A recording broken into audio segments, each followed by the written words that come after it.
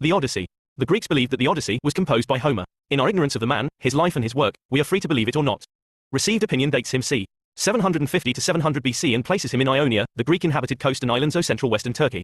The Greeks believed the same man composed the Iliad. E.V. Ryu, editor of the Penguin Classics from 1944 to 1964, was a scholar of St. Paul's School and of Balliol College, Oxford. He joined Methuen in 1923 and was managing director from 1933 to 1936, and then academic and literary advisor. He was president of the Virgil Society in 1951 and vice president of the Royal Society of Literature in 1958. He was awarded an honorary D.Litt. by Leeds University in 1949 and the CBE in 1953. Among his publications are The Flatted Flying Fish and Other Poems, and translations of the Odyssey, the Iliad, Virgil's Pastoral Poems, The Voyage of Argo, by Apollonius of Rhodes and the Four Gospels, in the Penguin Classics. He died in 1972. D.C.H. Ryu, his son, read classics and English at Queen's College, Oxford. He joined the West Yorkshire Regiment and was wounded at Cherron in 1941, and awarded the Military Cross. He was headmaster of Simon Langton Grammar School, Canterbury, from 1955 to 1977. He translated the Acts of the Apostles, in the Penguin Classics, and revised his father's Odyssey, in consultation with Dr. Peter Jones, and with him has revised his father's translation of the Iliad. On retirement he worked for Crew's Bereavement Counseling and for the Samaritans. He has been in Sabad for many years, and has written books and articles about it, beginning with A Life Within a Life, in 1963. A Cambridge graduate with a London doctorate on Homer, Peter Jones was a schoolteacher and senior lecturer in classics at the University of Newcastle upon Tyne. He is now a writer, broadcaster and journalist. Appointed MBE in 1983, he is spokesman for the National County Ordinating Committee for Classics and founder with Jeannie Cohen of the charity Friends of Classics. He wrote the QED and Eureka series for the Daily Telegraph, both now published by Duckworth as Learn Latin and Learn Ancient Greek. Duckworth have also published his Classics in Translation, another Telegraph series, and Ancient and Modern, from his weekly column in The Spectator. He has co-authored the Reading Greek and Reading Latin series for Cambridge, and published books, articles and commentaries on Homer. Homer, the Odyssey, translated by E.V. Reu, revised translation by D.C.H. Ryu, introduction by Peter Jones. Penguin Published by the Penguin Group, Penguin Books Limited, 80 Strand, London WC2R0RL, England Penguin Putnam Inc., 375. Contents. Preface. Introduction to the 1946 edition. Further reading. Map. Greece and the Ionian Islands in the 8th century BC. The Odyssey 1. Athene visits Telemachus 2. The debate in Ithaca 3. Elemachus with Nestor 4. Menelaus and Helen 5. Calypso 6. Nausicaa 7. The Palace of Alcinous 8. The Phaeacian Games 9. The Cyclops 10. Circe 11. The Book of the Dead 12. Scylla and Charybdis 13. Odysseus lands in Ithaca 14. In Eumaeus Hut 15. Telemachus returns 16. Odysseus meets his son 17. The Beggar in the Palace 19. Eurycleia recognizes Odysseus 20. Prelude to the Crisis 21. The Great Bow 22. The Battle in the Hall 23. Odysseus and Penelope 24. The Feud is Ended. Index and Glossary. Preface. My father E.V. Ryu's translation of the Odyssey was published in 1946 as the RST of the Penguin Classic series, which he founded with Sir Alan Lane. His vision was to make available to the ordinary reader, in good modern English, the great classics of every language. This vision, shadowy at RST, came to him in the early days of the Second World War, when he used to sit in the drawing room after supper with the Odyssey on his lap, translating aloud to his wife and daughters, while the bombs fell on London. When he retired as general editor of the series, he had searched out the scholars and men of letters he wanted as translators and seen through to publication about 160 books. What need was there for revision of his Odyssey? It has many virtues. It has joie de vivre. It does not read like a translation. There is no sign of a tortured struggle with the Greek. There are no echoes of the authorized version or other archaisms. It has been enjoyed by millions. But there were areas that I felt might be revised in order to ensure that the translation continued to be as accessible and useful to modern readers as it had been to EVR's RST readers. EVR sometimes elaborated Homer's poetry. Thus the simple Greek simply translated, as soon as dawn appeared, fresh and rosy ended, is translated by EVR as, no sooner had the tender dawn shown her roses in the east. And, when the bright sun climbs the starry sky, becomes, when the bright sun climbs the sky and puts the stars to IGHT. Also some of EVR's modernism seemed out of place. For example, Amphinomus carried the day and the meeting adjourned, echoes of the boardroom. So do catch phrases like, I could fancy him, and, it's the kind of thing that gives a girl a good name in the town. Some of his racier colloquialisms, however, I have kept, provided they come in dialogue. The narrative passages call for a degree of formality. Poseidon, in his fury with Odysseus, says, literal translation, I mean to give him his LL of trouble yet. EVR's, bellyful of trouble, is much livelier and typical of the irascible Poseidon.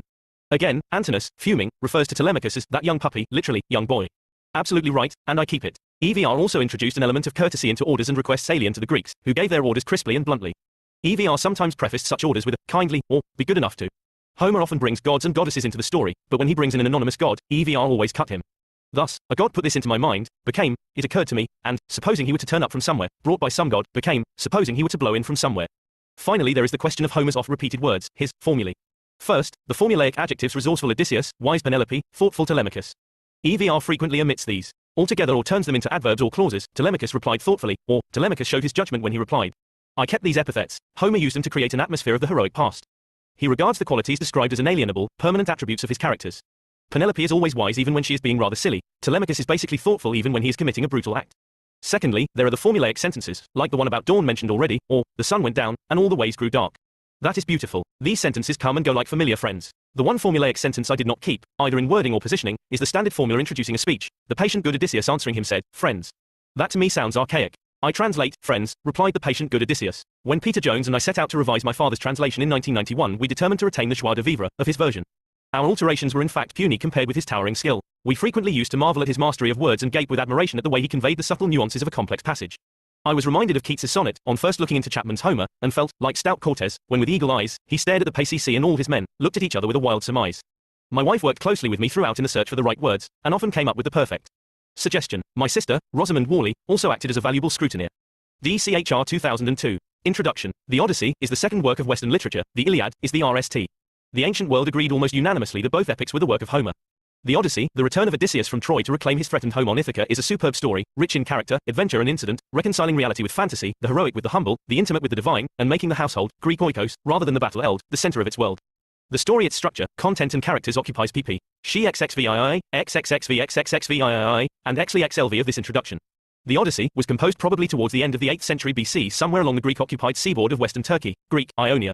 It was not written down to be read, but was composed either orally, or at least in an oral style, and recited to listening audiences.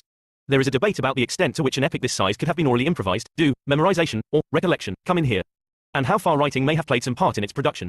These issues and the question of how to read such a poem are discussed on pp. XXVII, XXXI, XXXVII, XL, and XLI of the introduction. The Odyssey, like the Iliad, seems to tell of a heroic past quite unlike anything in existence in the Iron Age 8th century BC. It is a world of powerful kings, like Agamemnon and Nestor, living in vast, wealthy palaces, like Mycenaean Pylos, and in charge of huge armies wielding bronze, not iron, weapons. Mycenaean Pylos have in fact been excavated, and it is clear that their power, and that of all similar palaces, collapsed some 400 years prior to Homer, in the 12th century BC, the end of the so-called Mycenaean Age of Greece. This issue is discussed on pp. XXXI of the introduction. Homer's Odyssey, structure, content and character. The Odyssey in temporal sequence. The time span of the Odyssey is very large. It refers, in fact, to the period from the youth of Odysseus' father Laertes to Odysseus' death, predicted by Tiresias at n. 134 to 71, a period of at least 60, perhaps as much as 80, years. But, as Aristotle tells us, Poetics, 14,593, Homer is unique in comparison with other epic poets in that he concentrates on one moment only within a complete epic cycle. In the Iliad, for example, Homer concentrates on the wrath of Achilles, in the 9th year of the Trojan War. In the Odyssey, he concentrates on the moment of Odysseus' return, 20 years after he had left his wife Penelope and their newly born son Telemachus in Ithaca to go to GHT at Troy. Since this decision of Homer lands him with considerable problems, most obviously, how do you describe everything that happened to Odysseus and to his palace on Ithaca during his 20-year absence? One begin by outlining the story of the Odyssey, as Homer would have recited it had he decided to tell it all, in its temporal sequence. Where complete books of the Odyssey are not being cited, I have split the story into subsections by Roman numerals, I, 2, 3. I, Laertes, king of Ithaca and married to Anticlea, 11. 85, a great Gchter in his youth, 24. 375 to 8z, purchases a slave woman, Euryclea, 1. 430 to 31. E. Laertes and Anticlea have a son. He is named Odysseus by his grandfather Autolycus, and looked after by Euryclea, 19. 409, 482 to 3. Odysseus is raised with his younger sister Cetimene and another family slave Eumaeus, 15. 361 to 70. Laertes trains Odysseus in husbandry, 24. 336 to 44. On a boar hunt with Autolycus' sons, he is badly wounded in the thigh, 19. 413 to 66. E. Odysseus loves hunting, especially with his dog Argus, 17. 291 to 317. When he is sent on a mission to Messene, 21. 13 to 41, he meets Iphitus, son of Eurytus, who gives him a special bow as a gift. Odysseus uses this in Ithaca but takes it nowhere else. IV. Odysseus becomes the wise and gentle king of Ithaca, 2. 233 to 4, and marries Penelope, daughter of the Spartan king Icarius. He builds their bedroom and constructs a bed around the bole of an olive tree, 23. 183 to 204. V. Although not eager to join the expedition to Troy, 24. 115-19, Odysseus does so just after his son Telemachus is born, 4. 112, an omen accompanies his departure, 2. 161 to 76. As he leaves, he tells Penelope that, if he does not return, she is to remarry when Telemachus comes of age, 18. 257-70. He leaves Mentor, or Laertes, in charge of the palace, 2. 226 to 7. Vi. Odysseus has various adventures in Troy, 4. 235 to 89, 8. 75-82, other heroes are killed, 3. 103 to 12, E. G. Achilles, Ajax, Patroclus, Antilochus, Troy falls to Odysseus' wooden horse trick, 8. 500 to 520, 11. 523 to 32, VII. The Greeks depart for home, and various adventures befall them, 3. 130. In particular, Nestor, king of Pylos, arrives home safely and soon, 3. 115 to 83, the lesser Ajax is drowned, presumably for his seizure, rape of Cassandra at Athene's shrine in Troy, though Homer never mentions it, 4. 496 to 511, Menelaus, husband of Helen, has adventures at sea for 8 years especially in Egypt, 4. 81. 351. Agamemnon, leader of the expedition, arrives home in Argos to be killed by Aegisthus, lover of his wife Clytemnestra. His death is avenged by his son Orestes 8 years later. 1. 35 to 43. 4. 512 to 37. 11. 405 to 2. 6. Odysseus has one false start leaving Troy before he eventually sets out. 3. 162 to 4. 9. For 3 years he is blown around the Mediterranean, experiencing adventures with the Ciccones, the Lotus Eaters, the Cyclops Polyphemus, son of Poseidon, whom he blinds. 10. Aeolus the wind god, the giant Lastrygonians, who destroy all his ships but his own, and the witch Circe, who sends him to the underworld. 11. In the underworld Odysseus consults the seer Tiresias in order to find out how to return home. He meets the ghost of his mother Anticlea, various celebrated women, some dead companions from Troy, Agamemnon, Achilles and Ajax, and sees other heroes in torment. 12. When he leaves Circe, he listens to the song of the sirens, escapes Scylla and Charybdis and Nally arrives on Thrinacia, the island of the sun god. There his men refuse to heed Odysseus' warning not to eat the sun god's cattle. His last ship is destroyed in a subsequent storm at sea, and Odysseus alone survives, being swept away to Ogygia, the island of the demi-goddess Calypso, where he is marooned for 7 more years.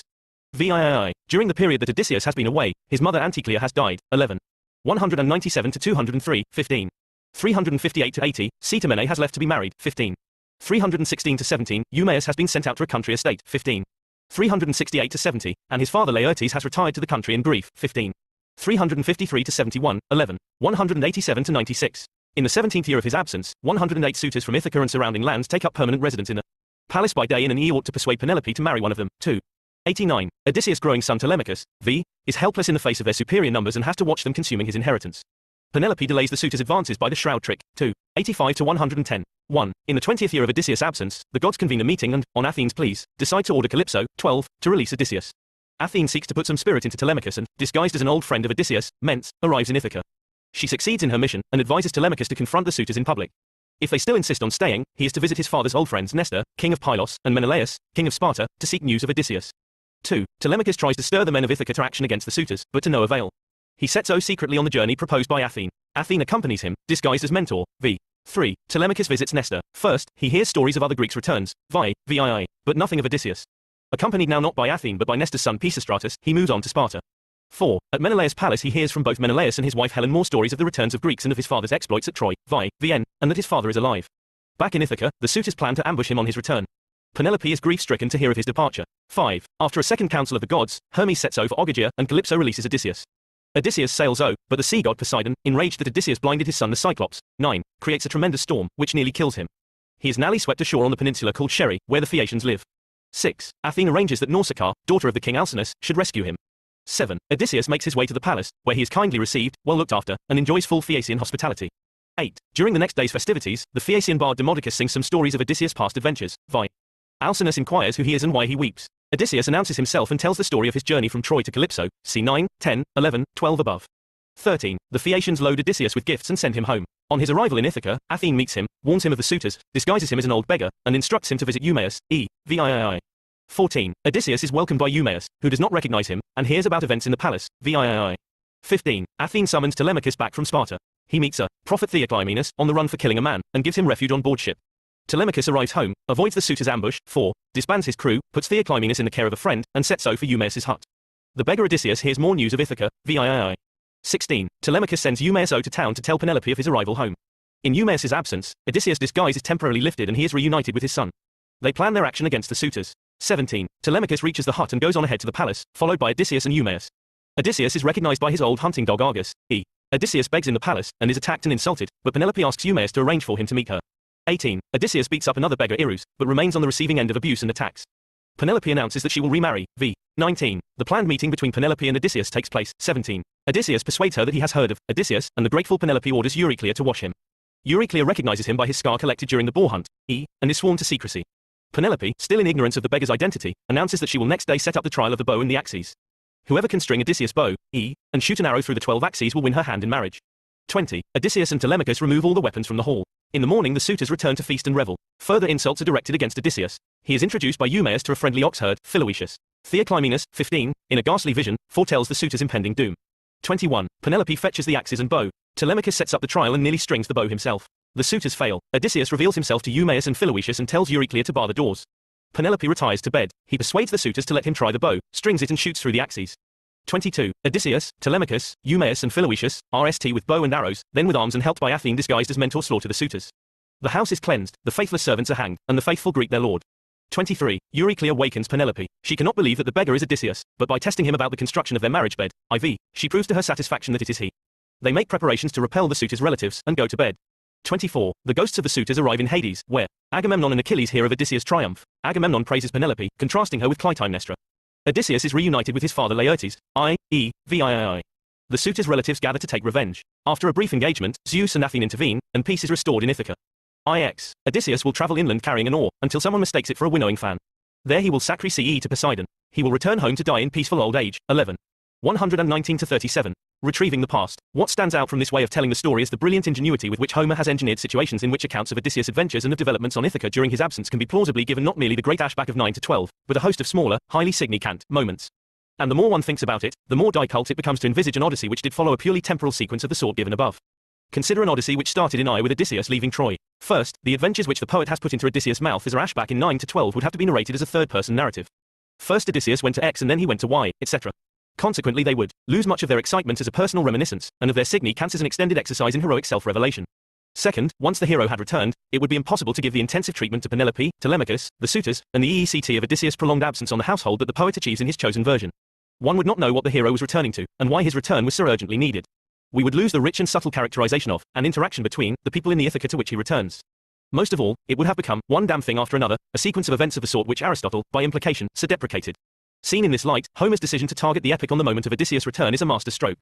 Far from losing perspective on the previous 20 years, the reader is endowed with a far sharper and more telling focus on it, because the events of the intervening years are selected by, and told through the mouths of, the characters themselves. What those 20 years mean to them, is of far greater significance to the plot than simply, what happened during Odysseus' absence. This rich interaction of past and present is one of the great glories of the Odyssey, and is an important component of the narrative's power and pathos. Consider 3 critical moments when the past thrillingly interlocks with the present. First, in Book 18, Penelope announces that she has made her decision to remarry. At the moment when we know Odysseus has returned and the signs that events are moving to a climax have never been better, this looks like an act of supreme folly, or disloyalty. But nothing can be more moving than the reason Penelope gives. When Odysseus left for Troy, she says, he took me by the hand and urged me, among other things, to remarry if he had not returned by the time his son, the newly born Telemachus, had reached manhood. V. Penelope acknowledges that her son is a grown man. Consequently, she must now remarry. In other words, it is her absolute fidelity to, and trust in, Odysseus' parting words to her, 20 years ago, that have brought about the decision so hateful to her, but which is going to mean, though she does not know it, reunion with her husband. Second, the trial of the bow. Penelope decides to endy a new husband by setting up the axes and challenging the suitors to string the bow and shoot an arrow through them. What this actually means is disputed. It is probable that Homer only dimly envisaged it, certainly no Greek artist that we know of depicted it. Now this bow has a long and compelling history. It belonged to Eurytus, and he was the great bowman who had been taught by the archer god himself, Apollo, e. This was the bow that had come into Odysseus' hands when he was sent as a youth on an embassy to Messene. It was a guest gift from Eurytus' son, Iphitus. But, as the poet gently says, Odysseus used it only for hunting and never took it to Troy. 21. 38-41. For 20 years it, and its arrows, have lain unused in Penelope's storeroom. When she goes to fetch them, in a poignant gesture she lays them on her knees and weeps. 21. 55-6. It is as if she is saying her now farewell. The youthful Telemachus sets up the axes, and tries to string the bow himself. He would have done it, says Homer, if Odysseus had not stopped him, true son of his father. 21. 117-29. The suitors fail hopelessly, but when Odysseus Nally gets his hands on his old bow, 20 years on, he checks it RST for woodworm before stringing it like a singer stringing a lyre, and plucking it. It gives a swallow's note. Why a swallow? As every Greek knew, swallows migrate and return to the nest they previously inhabited. Odysseus aims and shoots through the axes. 21. 343-423. If Homer passes over the moment with supreme casualness, in his fashion, the reader cannot help but wonder whether, 20 years on, Odysseus will have lost his strength or his ness. The lyre simile, 21. 405-9, is important. Apollo is god of the lyre. He is also god of the bow. And the day of the suitor's slaughter is Apollo's feast day. 20. 276-8. Third, the recognition scene between Odysseus and Penelope. So persuasive is Odysseus in his disguise as a beggar. Penelope swallows completely his story that he was Ethan, brother of Idomeneus. 19. 165-88, that she cannot bring herself to believe that this dirty beggar is her husband. She seeks therefore for a sign, and the sign she seeks relates to the bed which Odysseus himself constructed more than 20 years before when they were RST married, IV. He had built the bedroom around the bole of an olive tree, which formed one leg of their marriage bed. Only Odysseus, she and a maid, Actorus, long since dead knew about it. So she innocently thanks the beggar for killing the suitors and says she will have the bed moved for him to sleep on. This bed has not been slept on for 20 years. Penelope sleeps upstairs in Odysseus' absence. When Odysseus explodes with indignation at how this could be, Penelope falls into his arms. The past has once again given the key to the present. 23. 171-209, as it does so often in the Odyssey. In an epic of return and recognition, how could it not? When Argus recognizes Odysseus, we go back to Odysseus' hunting days. 17. 291-317, when Euryclea does, we go back to his naming ceremony. 19. 392-466, when Laertes does, we go back to the young Odysseus in his father's garden. 24. 336-44. Telemachus. One moment that Homer does not precisely record for us is the moment when the suitors invade the house. We know they arrived in the 17th year of Odysseus' absence, VII, but that is about all. Why? One reason must be that Homer is interested primarily in the consequences of their intrusion, because this is what makes the return of Odysseus so urgent. But I suspect he did not know exactly how the suitors came to dominate the palace as they do in the 20th year, and in particular, he would have been hard-pressed to have depicted their arrival in detail without explaining why everyone acquiesced in it. What, in particular, was Laertes doing? Why did not Mentor summon help? V. Homer suppresses these questions because it is not in his interest to have them asked. In particular, he has seen what a rich and complex situation can be created in Ithaca by thrusting the growing Telemachus into the limelight, and this requires that Odysseus' father Laertes, whom one would expect in normal circumstances to take over when his son left for Troy, be shunted quietly over the stage. VII. With Laertes gone, the scene is now set for exploring the relationship between Penelope, the object of the suitor's desires and reason why the household's goods are being destroyed, and a Telemachus who never knew his father, but is growing to manhood and NDS his inheritance being destroyed by a ruthless band of young men whom he is powerless to prevent courting his mother and wasting his substance. It is worth remarking the skill with which Homer has set this situation up. Odysseus could return to a situation in which Telemachus is too young or too disarrected to help him. Homer does not go down that road. In so choosing, he presents himself with a problem. How can he make Telemachus interesting enough without either taking the limelight of Odysseus or reducing Telemachus to a mere cipher when his father returns? The answer is masterly. He makes the growing up of Telemachus an issue of the epic. Is this young man to be the son of such a hero? If so, how will he prove it? Homer is less successful in solving a similar problem with the companions of Odysseus in 9 to 12, a generally rather colorless crew. On the other hand, it must be remembered that it is Odysseus who is telling the story at this point. No one will steal his limelight. Having taken the decision, Homer has another problem to solve. For how long must Odysseus be away so that his son can reach maturity? If his son is, say, aged 7 when Odysseus leaves, Odysseus will have to be away 13 years. 10 at Troy, 3 on the high seas. Excellent. Again, Homer ignores that easy option. Had he chosen it, Telemachus would be a young man with memories of his great father, with a faint outline image of the example he had to imitate. Again, when the recognition came, 16, it would be far less dramatic. So Homer elects to make Telemachus a newly born babe when Odysseus leaves for Troy. It is a brilliant decision. The young man will never have known, his father, merely heard, of him from others' lips. The reunion scene when it does come will be that much more poignant. But to engineer this, Homer has to end some way of keeping Odysseus away for 20 years. Hence, it appears, Calypso, with whom Odysseus was conveniently trapped for 7 years. One aspect of the story of Telemachus which causes problems for contemporary readers is the interminable speeches about the returns of heroes and the deeds of Odysseus to which Telemachus patiently listens on his embassy to Nestor in 3 and Menelaus in 4. Ostensibly, his purpose is to end the out about Odysseus, is he alive or not. These heroes from the Trojan War may be able to help him. But Athene has another purpose in sending him to gain him a good reputation. The word used kleos means, in fact, that true account of yourself which will live on after death, and is what every hero strives for. So, RST, what Telemachus hears from Nestor and Menelaus, and Athene. In disguise in Ion 2, is that he has all the attributes of his father, his looks, stature and way with words. Second, the context for these remarks is the return of the great heroes of the Trojan War and the exploits of Odysseus. These out and complement the Iliad story, which ends before Troy even falls, but also establish for Telemachus a sense of the world which heroes inhabit. The young hero learns from what other heroes have to tell him, as much as from acting himself. Moreover, both Nestor and Menelaus, like Athene, challenge Telemachus with the example of Orestes. When Orestes' father Agamemnon, on return from the Trojan War, had been killed by Aegisthus, lover of his wife Clytemnestra, Orestes had, in time, taken revenge on both of them. Could Telemachus match that example and take his revenge on the suitors who threatened himself, his mother and his livelihood? The climax of Telemachus' story comes at 21:128 when Homer says he would have strung his father's bow had Odysseus not stopped him, and at 24:513 when Laertes rejoices to see his son and grandson competing in valor against each other. Penelope is a woman in con ict. With herself should she stay or remarry, with Telemachus who is the master of this house, with her servants, and with the suitors.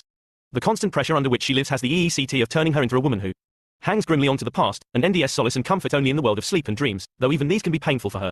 She clutches at every straw of hope, though she denies it, and actuates between hope that Odysseus may return and absolute certainty that he will not. But her intelligence and beauty are never in doubt, as the suitors acknowledge, too. 116-22, and her loyalty to Odysseus remains constant, even up to the moment when she agrees to remarry, cp. Sheesh above. The trick involving Laertes' shroud which keeps the suitors at bay for a while and did she hope that the bow trial might do likewise, shows that she is by no means helpless, and her trick to discover whether the beggar really is Odysseus is worthy of Odysseus himself, who is on the receiving end of it. The suitors themselves, apart from the two leading contenders Antinous and Eurymachus, and the good suitor Amphinomus, are not clearly characterized. There are 108 of them, coming from Ithaca and the surrounding islands and mainland. For all their wickedness and the moral lesson which Homer inserts into 1:1-43 leaves us in no doubt about it, cp. XXXVI below, they are the leading young men of Ithaca, as Agamemnon comments at 24:107. They have taken over Odysseus' household in a gross perversion of the convention of Xenia, the obligation to entertain outsiders, and their aim is to get their hands on its wealth and power. It is never precisely clear how marriage to Penelope will bring that about, but marriage to her is their immediate goal. Something must be said about Xenia, this obligatory bond of solidarity between insiders and outsiders. It is noticeable how many such scenes there are in the Odyssey. Telemachus entertains Athene in 1, Nestor entertains Telemachus in 3, Menelaus entertains him in 4, Calypso welcomes Hermes in 5, Nausicaa and then the Phaeacians welcome Odysseus in 6 and 7, Cyclops treats Odysseus and his men to his special brand of Xenia, in 9, as do Aeolus and Circe in 10. Eumaeus is the soul of hospitality to the beggar Odysseus in 14 and 15. Care of strangers, as of suppliants, is Zeus' business, 6. 207-8, there is an obligation to help the unfortunate, as Menelaus implies, 4. 31-6. The suitor's wanton and conscious destruction of Odysseus' household and reckless disregard for the bond of Xenia are enough to justify the deaths, cp. XLV below. Of the two leading suitors, Antinous is vicious and uncompromising, Eurymachus oily and hypocritical. The contrasted pairing is typical of Homer. CP. XXXVIII, 2, below. The most significant characteristic of the two, as of all the suitors, is that they constantly think one thing and say another. E.g. 1766. Such duplicity is untypical of Homeric characters. In the Iliad, heroic thought and action are all of a piece. Once a hero thinks of something, he does it. This is what gives the hero so much of their uncomplicated and forthright liveliness. It is a mark of the suitors' villainy that they are not such simple creatures. This is why Odysseus and Telemachus need to scheme and deceive as they do in order to match, and then beat, them. Hence the disguise of Odysseus, the patience of Telemachus, the shroud trick of Penelope, see especially 16. 266-307. It is a characteristic that has not always met with favor. Odysseus himself, as we shall see, pp. XLV below, has received a varying press, from the time when Homer RST molded him down to James Joyce and the 20th century. But simplicity, straightforwardness and plain honest dealing are found in the Odyssey, not so much in the persons of the main characters as in the humbler supporting roles. Another of the great glories of the Odyssey, memorably matched in the Iliad, in its similes, is the celebration of the humble life which surfaces in the stories of the faithful servants of Odysseus, especially Eumaeus and Euryclea. Euryclea and Eumaeus. Euryclea was bought as a young girl by Laertes at a price of 20 oxen, a high valuation. Laertes honored her equally with his wife, but never slept with her, for fear of his lady's displeasure, as Homer says, 1. 429-33. Eumaeus was the son of Ctesias, king of two cities in a place called Syri by Homer. Phoenicians on a trading mission there corrupted a slave girl of the household to run away with them, and she took the little Eumaeus with her. He would, she said, fetch her. Good price. When the Phoenicians arrived in Ithaca, Laertes purchased the young boy. 15. 403-84. Eumaeus was raised by Odysseus' mother, Anticlea, together with her young daughter, Odysseus' sister, Clytemnestra. When the sister was married, Eumaeus was sent to a country property. But after the death of Anticlea and the arrival of the suitors in the palace, Eumaeus has had no occasion to go there. His farm had ourished. 15. 353-79, and he could even order slave, Mesaulius. 14. 449-52. Euryclea and Eumaeus are clearly not slaves of the sort we associate with American plantation slavery of the 19th century. Indeed, slavery of that sort is unknown in the Greek world. The system Homer describes is patriarchal. A slave is a valued piece of property, attached to the family to serve it in any way the master prescribes. Homer's comment that Laertes did not sleep with Euryclea suggests it was common to use slaves sexually. It was certainly the norm for female slaves to wet nurse children, as Euryclea did both Odysseus and Telemachus, and it is Euryclea who demands that Odysseus' grandfather Autolycus name the baby. She even makes a suggestion herself, irreproducible in English, as to what the child's name should be. He was Polyaretos, much prayed for, she says. 19. 401-4. Euryclea was loved and trusted by Telemachus. It is only to her, not Penelope, that he condes his plans to travel abroad at 2. 348-81. She is able to comfort Penelope when she hears the news. 4. 742-58. The foot-washing episode at 19. 33-5-502 splendidly illustrates her shrewdness and tact, and her stumbling run up the stairs to tell Penelope that her husband has returned is one of the most memorable scenes in Homer. 23. 1-84. Eumaeus is drawn with equal liveliness. Distant from the family he may be, but his grief at the loss of Odysseus is no less real for that. 14 Passum, and when Telemachus returns from his travels, Homer describes how Eumaeus greets him as a father greets a son. The simile is doubly poignant, since the meeting takes place in the presence of the beggar Odysseus, who has not set eyes on his son since he left him as a newborn baby in Ithaca 20 years before. 16. 1-21. Whereas some of Odysseus' servants chose to defect to the suitors, Melanthius and Melantho are picked out for special mention by Homer, Eumaeus has remained loyal, guarding his master's wealth as best he can in the face of the suitors' depredations. Most of all, Eumaeus has a keen sense of right and wrong, and his simple piety and open, uncomplicated generosity to the beggar Odysseus, although he is hardly the wealthiest of men, make us warm to him. 14. 1-108. This, our RST glimpse of Eumaeus, is a brilliant cameo. Eumaeus and Euryclea are, as Norman Austin says, stalwart paradigms of order, in a palace dominated by disorderly suitors. They represent what the palace used to be like and will be again, when its master is restored. Slavery is an abomination to us, and it is easy to hold in contempt slaves like Euryclea and Eumaeus who acquiesce in their state. Such a view would have been incomprehensible to Homer and his audience, for whom slavery was a condition of existence and the inevitable consequence of pirate raiding and defeat in war, which explains why there are more female than male slaves. The males, except the very old and young, would all have been killed unless, of course, Homer intentionally removed the male slaves to increase the isolation of Odysseus in the battle in the hall against the suitors. If loyalty is rewarded, disloyalty is ferociously punished. 22. 461-77. No slave would have expected otherwise. It is wholly appropriate that Eumaeus and Philoetius should join Telemachus in the execution of the faithless maidservants and in the gruesome mutilation of Melanthius. Oral poetry. It is generally agreed that the Iliad and Odyssey were composed in the style of oral poetry. Whether they were actually orally composed is a matter of some debate. Since writing, developed from the Phoenician script, became increasingly accessible in Greece from about 700 BC, and we date the Odyssey to about the same time, it is possible that Homer was literate and used writing to help him construct, perhaps even compose, his epics. However that may be, the style of the poetry is oral. Oral poetry was chanted to a lyre, Catharis, 8. 67-9, which helped sustain rhythm and meter. It is distinguished from written poetry largely by the extent of its verbal repetitiveness. To compose orally in the complex meter of epic, hexameters, the poet needs a stock of prepackaged but highly executable words and phrases, formulae, sentences, even complete scenes, typed scenes, to tee the meter, which can be adapted to whatever context the poet desires. This technique of oral composition is learned, one imagines long apprenticeships, attached to a master bard, and is very largely traditional, i.e., it has been handed down with epic subject matter over many generations. These two characteristics of oral poetry account for two features of Homeric epic. First, every new reader of Homer is struck by the frequency with which Odysseus is resourceful, Penelope, wise, Telemachus, sensible, Dawn, rosy-endured, and how often the same actions are described in virtually the same words. See, for example, the scenes of feasting at 136 to 42, 4, 52, 7, 172, 10, 368, 15, 135, 17, 91. This is the inevitable consequence of an oral style of composition. The new reader may envy such repetitions odd to start with his Telemachus really, as wise, sensible, thoughtful, as he is made out to be in all his words and actions. But should remember that these epithets describe innate qualities, rather as we should not hesitate to talk of a fast car, even when it was parked. In fact, one soon gets used to the repetitions and begins to enjoy them. Their EECT is to remind us of the permanent, eternal qualities of the people and objects so described, and to reinforce our own sense of pleasure at the repeated, relaxing routines of existence. The second feature will not be as apparent as the RST. Since oral composition is traditional, much of the subject matter of the poems has been handed down over hundreds of years. The result of this is that the poems as we have them do not faithfully re-ECT the cultural and social conditions of any particular time, but rather an amalgam of such conditions, spread over hundreds of years, some going back as far as the 12th century BC. For example, the 8th century BC in which Homer lived was an Iron Age, but weapons and armor are constantly referred to as bronze. This re-ECTs the Bronze Age 12th century world. But when Homeric heroes die, they are not buried, as 12th century custom demanded, but cremated, the contemporary practice of the 8th century world. It is as well to say here that the more we come to know about oral poetry, the clearer it becomes that the oral poet re-ECTs his own society to a much greater degree than we had previously imagined. It is very difficult to believe that the Iliad and Odyssey should re-ECT anything of value to historians about the world which they seem to wish to describe, that of the great heroes of the Bronze Age and of the Trojan War, some 100 years earlier. However the poet learned the business of becoming a professional bard, he must in the process have fully assimilated the technique of oral reproduction of epic poetry, becoming master of the formulae, whole lines and type scenes which allowed him to recite in the RST place.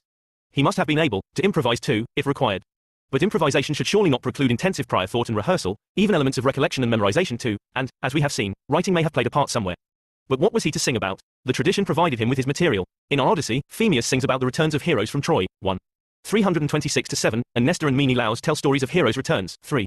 103, 254, 4. 81, 351. Nestor's is particularly confused, as if the stories were well known and could be drastically shortened. Helen and Menelaus tell stories of Odysseus' exploits at Troy, 4. 235, 266, and Demodocus the blind bard in Phaeacia sings of the quarrel between Odysseus and Achilles, 8. 73, a unique story, occurring nowhere else in Greek literature, and of the wooden horse, 8.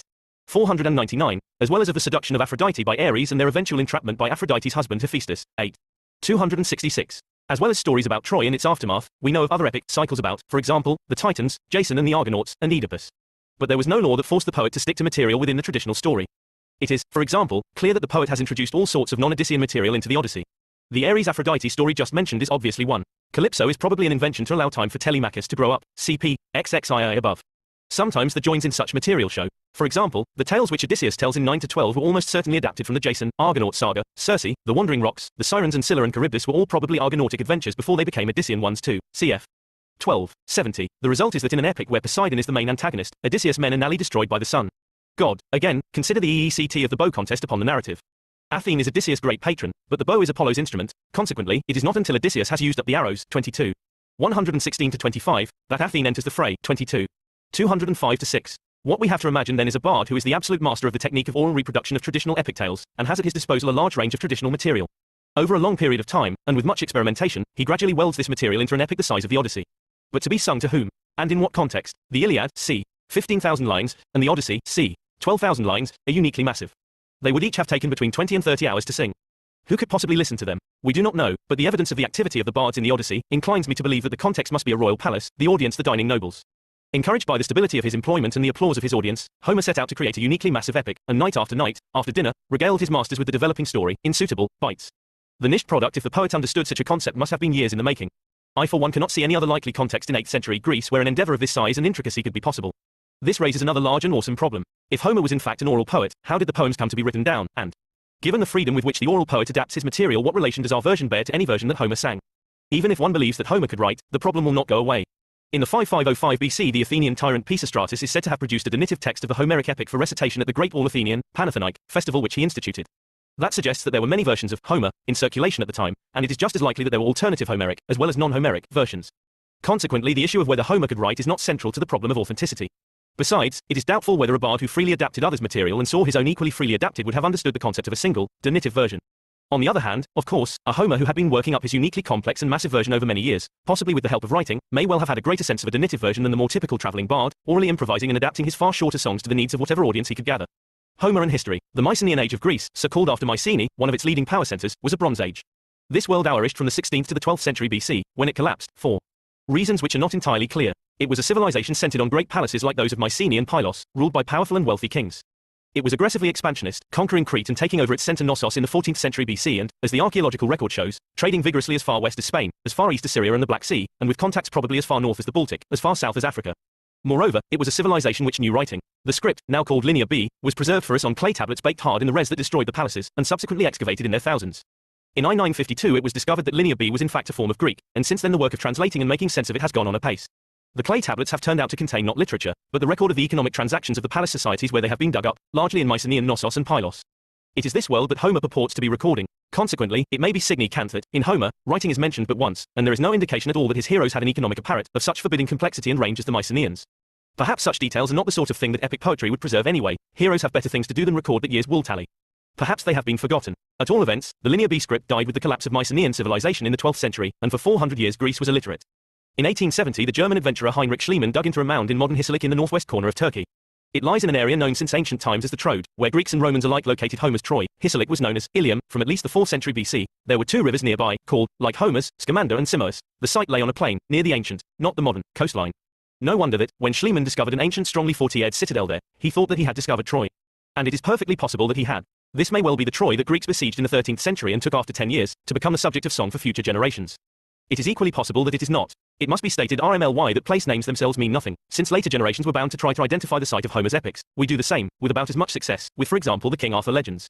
If Homer's descriptions of the walls and gates of Troy Square with those discovered at Hisarlik and in places they can be made to match, it has to be asked how specific the description has to be for a match to be certain. The argument takes the form of the fallacy. Homer says Troy has a sloping wall. This town has a sloping wall. Therefore this is Troy. Dates too are troublesome. Of the two main candidates for Homer's Troy level Yar seems to have been sieged and Red Sea, 1140 BC, by which time Mycenaean power had collapsed. Troy 6 was destroyed c. 1250, but probably by earthquake. Finally, there is no evidence that Greeks besieged Hisarlik, let alone Mycenaean Greeks.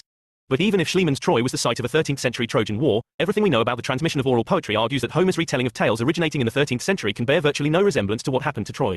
Oral poets exploit traditional material to please their contemporary audience. 500 years of crowd pulling, not to mention the 100 years of pressure exerted by traditional story patterns, folk tales and new material, especially from the East, would have ensured that no Odysseus sprung to life would have recognized anything resembling the truth in Homer's retelling of the heroic adventures of the past. Homer's epics are in fact far more likely to re-ECT his own world than that of the 13th century. That raises a large and interesting question. What is it about the 8th century world that makes epics about Troy so important to it? Since the dialect of and locational knowledge shown by the poems suggests strongly that they were composed on or over the western coast of Greek-inhabited Ionia, not on the Greek mainland, it may well be that the Greeks who had come over to settle there since 1000 felt some special sympathy for epics about Greek triumphs in Ionia and successful returns back home to Greece. And it is conceivable that Homer himself knew Hisarlik and constructed his epic around its ruins. But that in itself is no evidence that there was a historical Trojan War or that it took place there. The 8th century Greek world experienced dramatic growth and expansion. The collapse of Mycenaean civilization in the 12th century had heralded a dark age, the destruction of the great palaces, the loss of writing, a dramatic fall in population, and general cultural and economic impoverishment. True, this is not the universal picture. On Lefkandi, for example, in Euboea, a massive heroic shrine, or possibly residential building, dating to 1000, has been uncovered, together with burial complexes LLED with goods of Eastern origin, and a large adjoining settlement still awaits excavation. Here at least, even during these dark ages, some people had the resources to celebrate the death of a lord with a wealthy funeral, and the labor force to construct a building uniquely massive for its time, though it may be that archaeologists of earlier generations, lacking contemporary technology, have missed identifying such buildings because the materials out of which they were made mud brick, wood and thatch can melt unidentifiably into the ground. But whatever lessons Lefkandi may yet have to teach us about the Dark Ages, archaeology, especially of cemetery sites, testi est a huge population explosion in the 8th century Greek world, heavy colonization east to the islands and mainland of Ionia and the Black Sea, renewed contacts with the East, the introduction of writing, and most of all the establishment of large numbers of settlements. These clusters of villages, probably joining together for mutual self-protection, in some cases even fortifying themselves, present a vision of a society quite different from that of the Mycenaean world, where the great local palace and its overlord dominated and controlled the outlying settlements. When we observe that temple construction and the establishment of cults to a city deity consistently begin in such sites in the 8th century, we have good evidence for the beginnings of that sense of community solidarity and self-identity cation which act as the precursors of the tightly knit communities known as the polis, singular polis, city-states, of FTH century classical Greece, where democracy was invented. How does Homer's Odyssey tie into this picture? I make some large assumptions here, but observe. 1. When Odysseus describes the Cyclopes, he emphasizes that they have no assemblies for making laws, no established legal codes, but everyone makes laws for himself and cares nothing for his neighbors. 9. 112-15. This description is clearly meant to stand in contrast with Odysseus' way of doing things. Lawmaking, assemblies and community solidarity are all hinted at here, priorities surely for any community at embryo stage. 2. Later on, Odysseus says the Cyclopes have no ships or ship rights, so that they cannot visit foreign places as other nations do. 9. 125-30. This is surely a reference to a world of burgeoning trade, and ts well with other references to Greek contacts with Egypt, which started up again at roughly this time, cf. 4. 351, and the great trading nation, the Phoenicians, modern Lebanon, which had established colonies and trading posts as far west as Spain, 15. 403. 3. Homer's concept of monarchy is a shadowy one. He is aware that in the epic world kings are the norm, but how kingship worked is not clear to him. The common term for king in Greek is basileus, but all the suitors on Ithaca are called basileus, and Alcinous in Phaeacia has a number of basilesh, plural, as advisors. It is not at all clear how a top basileus emerged or, in Odysseus' case, that any suitor who married Penelope would automatically become top basileus of Ithaca. The hereditary principle, too, does not seem to feature in Homer's thinking. 1. 386-98. This UID situation, where aristocratic nobles such as the Ithacan suitors seem able to exert arbitrary power with little reference to anyone else, despite the presence of an assembly on Ithaca. 2. 6. Cf. 16. 375, may well re-ECT a stage of transition between rule by kings to rule by aristocrats, a transition probably well in place by the 8th century. In these three respects, Homer's Odyssey may well re-ECT contemporary or near-contemporary developments in the Greek world.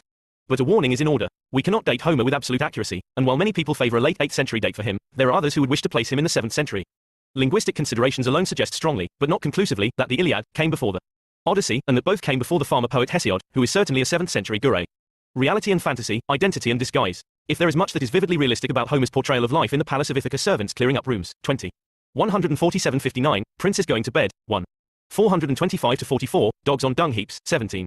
291, baths and dressing. 10. 348, there is much fantasy too. Menelaus' tale at 4. 351. Of his meeting with the mysterious old man of the sea, Proteus, prepares us for the adventures that Odysseus will relate in 9 to 12 adventures with one-eyed giants, Cyclops, witches, Circe, wind gods, Aeolus, singers who know everything there is to know on the earth, the sirens, and the whirlpool, Charybdis, on one side of a strait, opposite the man-eating Scylla on the other. What is extraordinary is the way in which these worlds are, on the whole, so artlessly blended. We see nothing strange about Odysseus sitting on the very seat which the god Hermes has just abandoned. 5. 195-6, or going to bed with a witch who has the power to turn men into pigs. 10. 347, or addressing the ghosts of the dead in Hades. 11. 90. Two of the reasons for the successful blending of these separate worlds are that Homer keeps the outrageous, the bizarre and the grotesque RMLY at bay. It requires no great leap of the human imagination to envisage one-eyed giants who are cannibals, or witches who can tame animals, but excesses are RMLY repressed. Second, these supernatural gores work within the norms of Greek civilization.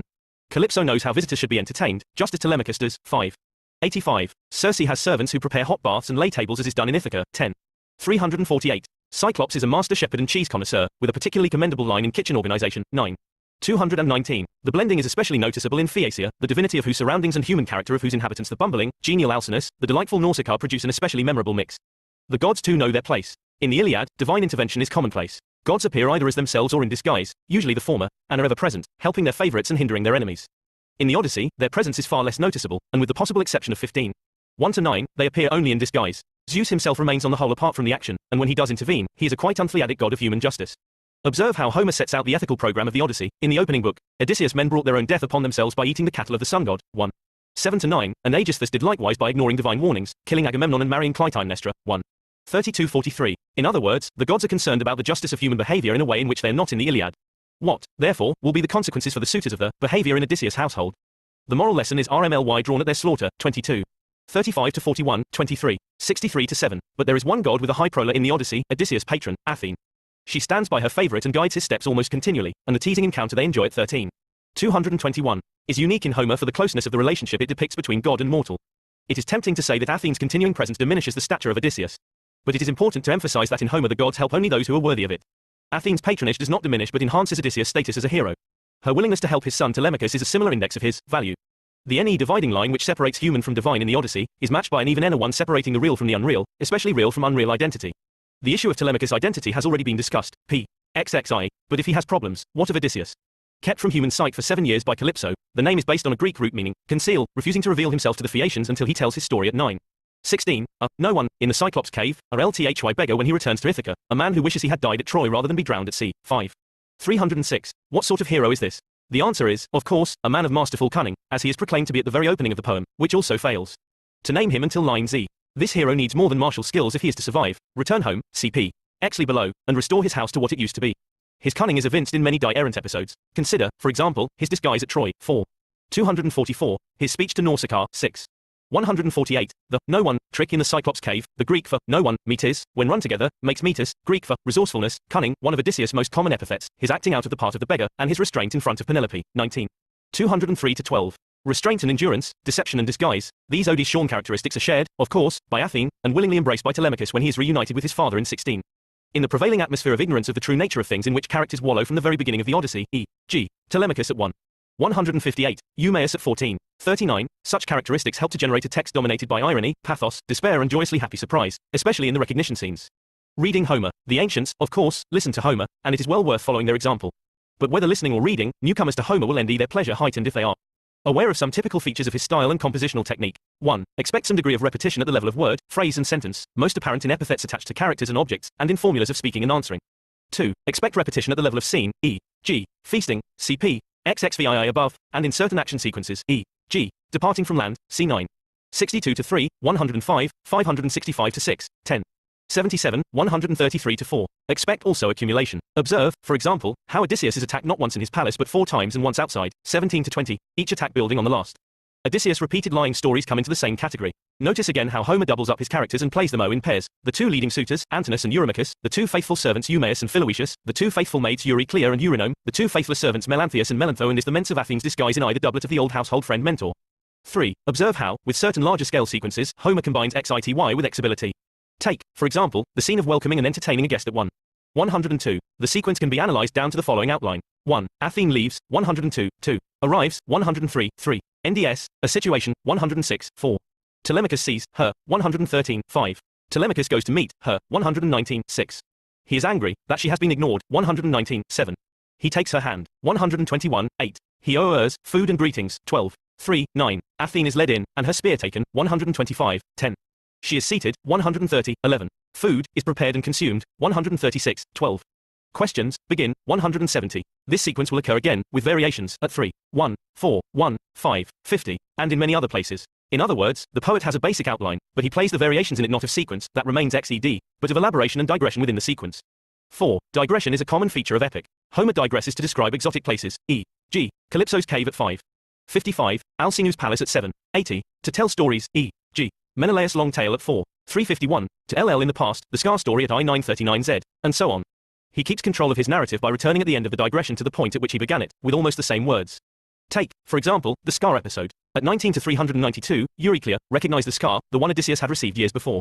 The story of the Scar is told, and it ends, 467, it was this Scar that the old woman felt and recognized. This feature is called ring composition. It is an extremely common controlling device in Homer. 5. At 1, 81 to 95, Athene says, the god should send Hermes to order Calypso to release Odysseus, and, b, she will go to Ithaca to instill spirit into the heart of Telemachus. Then she will send him, to Sparta and, b, to Pylos to end out about his father. As it so happens, Homer reverses this order of events. Athene goes to Ithaca RST. 1, 96, and only then does Hermes go to Calypso. 5. 44, and Telemachus goes to Pylos RST. 3, 1, and only then to Sparta. 4. This device is typical of Homer. It is called Hister and Proteron, the later earlier, or last RST. 6. The example quoted above characterizes another feature of Homeric narrative, that is, that events which one should expect to take place simultaneously are narrated as if they are taking place one after another, e.g. Athene goes to Ithaca and Telemachus tours the Peloponnese, then, and then only, does Hermes set with his orders to Calypso. This feature is generally in line with what is known as the paratactic nature of Homeric style, that is, that there is little grammatical and temporal interweaving. One thing stands alongside another without the relationship between them being strictly clari-ed. To put this in concrete terms, whereas we might subordinate a sentence and say, because it was raining, we stayed in, Homer tends to say, it was raining and we stayed in. 7. Repetitions and lack of grammatical complexity both help to make Homer a swift, lively, vivid and easy read.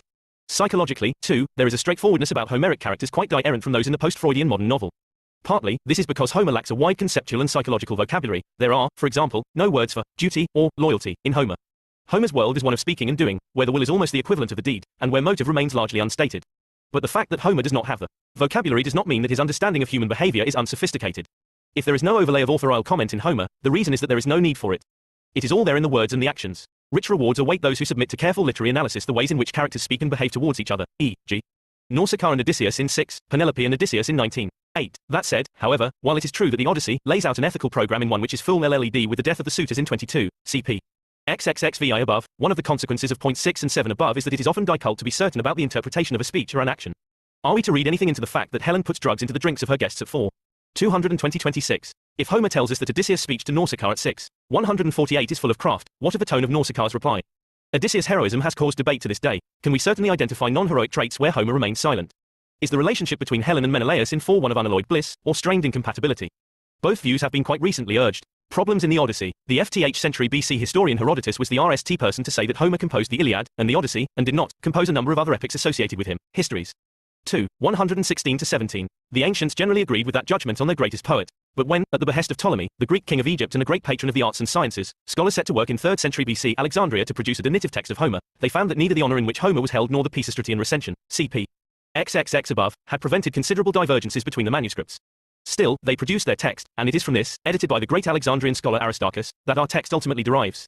Aristarchus, of course, could have got it wrong, but it is a relief that he took the decision not to cut out what he regarded as dubious, but simply to mark it with a dash in the margin. Athetesis is the technical term, especially since he tended to athetize repetitions, the very essence of oral poetry. Debate about what is and what is not Homeric in our text did not begin with Aristarchus. We hear of scholars debating the issue in the 6th century BC, and it did not end with him either. Scholia, notes written by later scribes in the margins of our texts, and later commentaries which have survived, e.g. that of Evstathius, the 12th century AD bishop of Thessalonica, often quote earlier commentaries on the Odyssey, and as a result we can occasionally get a glimpse into Aristarchus's workshop. For example, we learn that both Aristarchus and another distinguished editor Aristophanes, not the comic poet, made 296 end of the Odyssey. Does that mean that everything after that is not Homeric? Or that it was an alternative Homeric version? Or should we translate end as climax? Before it was established that the Homeric poems were oral in style, it was common to take inconsistencies in storyline, language and cultural background as an index of multiple authorship, and from them to try to tease out a pure, Homeric, core, which had been ruined by later editorial incompetence. This method of approach, known as analysis, and commonly applied to the Bible and Shakespeare in the 19th century, was earnestly opposed by the Unitarians, who regarded every word as the purest original. Under these terms, for example, debate was joined on the following issues. 1. The travels of Telemachus in 3-4. What possible function can these serve since Athene knows all along that Odysseus is about to return? 2. Odysseus' descent into the underworld in 2. Circe tells Odysseus to ND out from Tiresias how to get home, but in fact her own instructions given on his return to her in 12 are far more informative. 3. Odysseus' disguise in 13. If you are disguised by a god, you expect to have to be undisguised to be recognized. This happens in 16. It is then entirely forgotten, and Odysseus acts as if he had been altered by time, not divine intervention. 4. Penelope and Odysseus in 18 and 19. Are there signs here that they have recognized each other already? 5. Book 24, especially the Nal scenes. Many readers have remarked on the pointless cruelty with which Odysseus treats Laertes, the feeble and perfunctory Nal battle with the suitor's relatives, and the bizarre behavior of Zeus and Athene. She, having proposed a settlement, urges Odysseus into battle, at which Zeus hurls a thunderbolt at her. These problems will not go away, but our understanding of them has been transformed by evidence that Homer's art is essentially that of an oral poet. 3 points must be made. 1. No one ever notices these problems except when they are pointed out, or under the most intensive scrutiny of the text. In the recitation of the story, they surely passed unnoticed. 2. Inconsistencies do not of themselves mean that die-errant people were responsible for the text. An oral poet experiments ceaselessly with his material, drawing it from many die-errant sources. Some of it may be incompatible. Such inconsistencies may merely indicate where the poet made his own joins between incompatible source material. Folk motifs particularly can cause confusion. A hero can be disguised because of the passage of time or because of divine intervention. The poet must have known and handled both conventions. If he confuses them, doubtless he was not the RST, and the overall EECT of each recognition, however technically inconsistent, is highly dramatic. 3. Traditional stories often possess a logic of their own. Subject to rational analysis, they may not make perfect sense. Was Little Red Riding Hood really that unobservant? But we do not conclude from such an observation that multiple authorship explains the problem. However we care to argue these issues, we must be fully content that we understand the logical, cultural and linguistic boundaries within which an oral poet operates before we can start condemning passages as non-Homeric. The more we learn about oral poetry, the more die-cult it becomes to deny those boundaries accurately. That said, the sheer feebleness of the ending of the Odyssey makes it die-cult for me at any rate to believe it is by Homer. Odysseus, hero of 1,000 disguises. There have been 3 common responses to the hero of the Odyssey. First, he is the loyal hero husband, whose eyes are XED on one goal only, return home. Whatever his trials, tribulations and temptations, everything is subsumed to this ultimate imperative. Second, he is the eternal wanderer, read with a passion for knowledge and experience. Even when he returns home, he must set out again and continue wandering till death. Third, he is an anti-hero, a mean, self-shush time server who employs disguise and deceit. Often to gain the most disreputable ends, classical Greeks and Romans frequently saw him in this light. Of these responses, it is fair to say that the second, initiated by Dante in his Inferno, and developed by, for example, Tennyson in his Ulysses, is not Homeric. For Homer, Odysseus is driven, helpless and against his will, during his travels in 9-12. True, he does not need to explore the Cyclops Island, but it is hardly in a spirit of objective research that he visits it. He wants guest gifts and food. He listens to the song of the sirens because he is going that way anyway and Circe has told him how to do it. Nor does he dismiss Aeolus Oer of a wind to take him straight home with protestations about his anthropological interests. The 2 other interpretations do arise naturally from the Homeric text. Odysseus leaves Calypso, who even owes him immortality, has no truck with the Lotus Eaters, parts from Circe when his men prompt him, and bids farewell to the luxury-loving Phaeacians. Despite the disasters he knows he will meet on the way and at his return, foretold by Tiresias at 11:113-18, though he is assured of Nal victory, return he will. The seeds of Odysseus' anti-heroism are also sown in our text of the Odyssey. He undergoes disguise and degradation, even namelessness, the Cyclops believes him to be no one, to achieve his ends. He heartlessly exploits Eumaeus, he harps on his hungry stomach to the point of embarrassment. It is easy to accuse of betrayal or bad leadership the man who cuts and runs from the Lastrygonians. 10. Many of these problems vanish if we regard Odysseus as a hero facing very die-errant challenges from those on the battle-eld. His disguises and deceptions are all means to reduce the able and suitably heroic end. But here perhaps is the greatest problem for readers of the Odyssey. However badly the suitors have behaved, is their mass slaughter an appropriate punishment, especially given that Odysseus not only kills them but also plans to seek compensation for their depredations by raiding their property. 23. 355-8. 4 points need to be made on top of what has already been said about Xenia, on p. xxiv above. First, in the ancient world, the survival of any household depends on its ability to feed itself. Anyone who threatens the economic self-sufficiency of a family is, in the long term, threatening its very survival. Second, the suitors are unambiguously warned that their behavior will lead to their destruction, but they ignore such warnings. 2.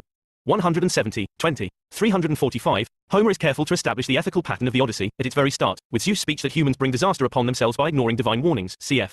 1. 32-43, cf. 1. 7-9. Third, the suitors intend not merely to destroy Odysseus' household if they have to, but to kill Odysseus if he returns. 2. 244-51, and Telemachus while he is away. 4. 843. Fourth, without any sort of state intervention in matters of crime and punishment, responsibility for righting wrongs lies with the family. Whatever one may think of the severity of Odysseus' revenge, no Greek would have argued that he did not have a right to take it. Odysseus, down the ages, has been a man of many parts. But the text of our Odyssey invites us to admire its multifariousness. It is the secret of its enduring hold on our imagination. Howard Clark summarizes those qualities which make our Odyssey what it is. The Odyssey is broad and inclusive. It is an epic poem, not in the Iliad's way, with men and nations massed in the rst-con-ict of east and west, but epic in its comprehension of all conditions of men, good and bad, young and old, dead and alive, and all qualities of life, subhuman, human and superhuman, perilous and prosperous, familiar and fabulous. The Greek critic Longinus described it as an ethical poem, a word that Cicero later explained, Orator, 37, 118, by a definition that could well be applied to the Odyssey, adapted to men's natures, their habits and every fashion of their life. PVJ, Introduction to the 1946 edition. This version of the Odyssey is, in its intention at any rate, a genuine translation, not a paraphrase nor a retold tale. At the same time, and within the rules I have set myself, I have done my best to make Homer easy reading for those who are unfamiliar with the Greek world. Nevertheless, they are bound to ND here much that is strange, and I beg them to bear with me patiently through a few preliminary pages, so that I may provide them beforehand with the answers to some at least of the questions that will occur to them as they read. Homer's Iliad and Odyssey have from time to time ordered a RST-class battleground for scholars. In the 19th century in particular, German critics were at endless pains to show, not only that the two works are not the product of a single brain, but that each is a piece of intricate and rather ill-sewn patchwork. In this process Homer disappeared. By now he has been RMLY re-established on his throne, and his readers may feel as sure that they are in one man's hands as they do when they turn to As You Like It, after reading King John 1, but this restoration depends on a judicious re-examination of the internal evidence and has brought little new to light about the man and his life. It is beyond question that he is the earliest surviving Greek writer, probable that he lived in the 10th century before Christ in one or other of those cities which the Greeks had established on the Aegean coast of Asia Minor, and quite likely that he actually committed his poems to writing, though that art was still perhaps hardly known save to the minstrel fraternity to which he belonged. The rest, including his blindness, is legend or guesswork, and the reader who tries to glean from his poems something of the man, as apart from his art, will ND himself bar-read by the most impersonal and objective of authors. The Iliad and Odyssey are twin aspects of a single theme, the story of the Trojan War and its aftermath. Together they constitute the RST expression of the Western mind in literary form, the earliest, at all events, which we possess, for it will be obvious even to those who read them in translation that two such masterpieces could not have sprung into being without artistic antecedents. In form they are epic poems, but it will perhaps make their content clearer to the modern reader if I describe the Iliad as a tragedy and the Odyssey as a novel. It is in the Iliad that we hear for the RST time the authentic voice of the tragic muse, while the Odyssey, with its well-knit plot, its psychological interest, and its interplay of character, is the true ancestor of the long line of novels that have followed it. And though it is the RST, I am not sure that it is not still the best. Let the new reader decide for himself. Each of the two poems is complete and independent as a work of art, with an atmosphere of its own, yet, as we have seen, they share a common background in the Trojan War, and of this war something must now be said. The city of Troy or Ilium, which in Homer's account was besieged for 10 years and nearly sacked by the Greek king Agamemnon and his feudal supporters, has been identified by archaeologists with Hisarlik, an ancient settlement near the coast of the Aegean in the northwest corner of Asia Minor, whose remains show traces of repeated demolition and rebuilding. It is quite likely that a marauding force from European Greece played a destructive part in its checkered life. But this is not to say that Homer's account is to be taken as history. Homer was neither a historian nor an archaeologist. The very ideas of history and archaeology were non-existent in his day, and we shall be far nearer to the truth if we regard him as having worked up a mass of legendary and mythical material, of very ancient date and well known to his hearers, into a seemingly historical tale. His heroes and heroines were the supposed ancestors of the nobles before whom he recited his poems. It attracted his audience to hear of their doughty deeds and, in the absence of genuine pedigrees and records, to imagine these divinely descended and godlike beings is separated from themselves by only a few generations. But in my view, one at any rate, they are mythical, and Homer's historical value to us lies, not in his attempt to describe an actual past, but in the picture which, in the course of this attempt, he cannot help giving us of the life and manners of his own day. Before introducing the reader to the scene he will meet with in the Odyssey, we must briefly describe the action of the Iliad, which is no more than an episode in the 10-year siege of Troy. The ships of the Greek expeditionary force are lined up on the beach, the troops are encamped in huts beside them, the GHTING takes place on the rolling plain between these huts and the city walls. Agamemnon, son of Atreus, the Greek overlord, with his brother Menelaus of Sparta, has induced the princes who owe him allegiance to join forces with him against Troy and Priam, its king, because Paris, one of Priam's many sons, has abducted Menelaus' wife, the beautiful Helen. The narrative covers only the short period of Achilles' withdrawal from the GHTING after a quarrel with Agamemnon, his resumption of arms, and the death at his hands of the Trojan prince, Hector, whose body is recovered from Achilles for burial by the personal eorts of his father, King Priam. With Hector's funeral the Iliad ends. Homer left it to the lesser epic poets who followed him to LL the story out at either end. His own work he resumed too in the Odyssey, which, though with many a backward look at the actual GHTING, starts at a point in the 10th year after its end and deals with the adventures of the Greek chieftains on their homeward way. All the principal heroes are carefully accounted for, but the fate of one of them, Odysseus, king of Ithaca, an island on the western coast of Greece, is for artistic purposes selected as the central theme.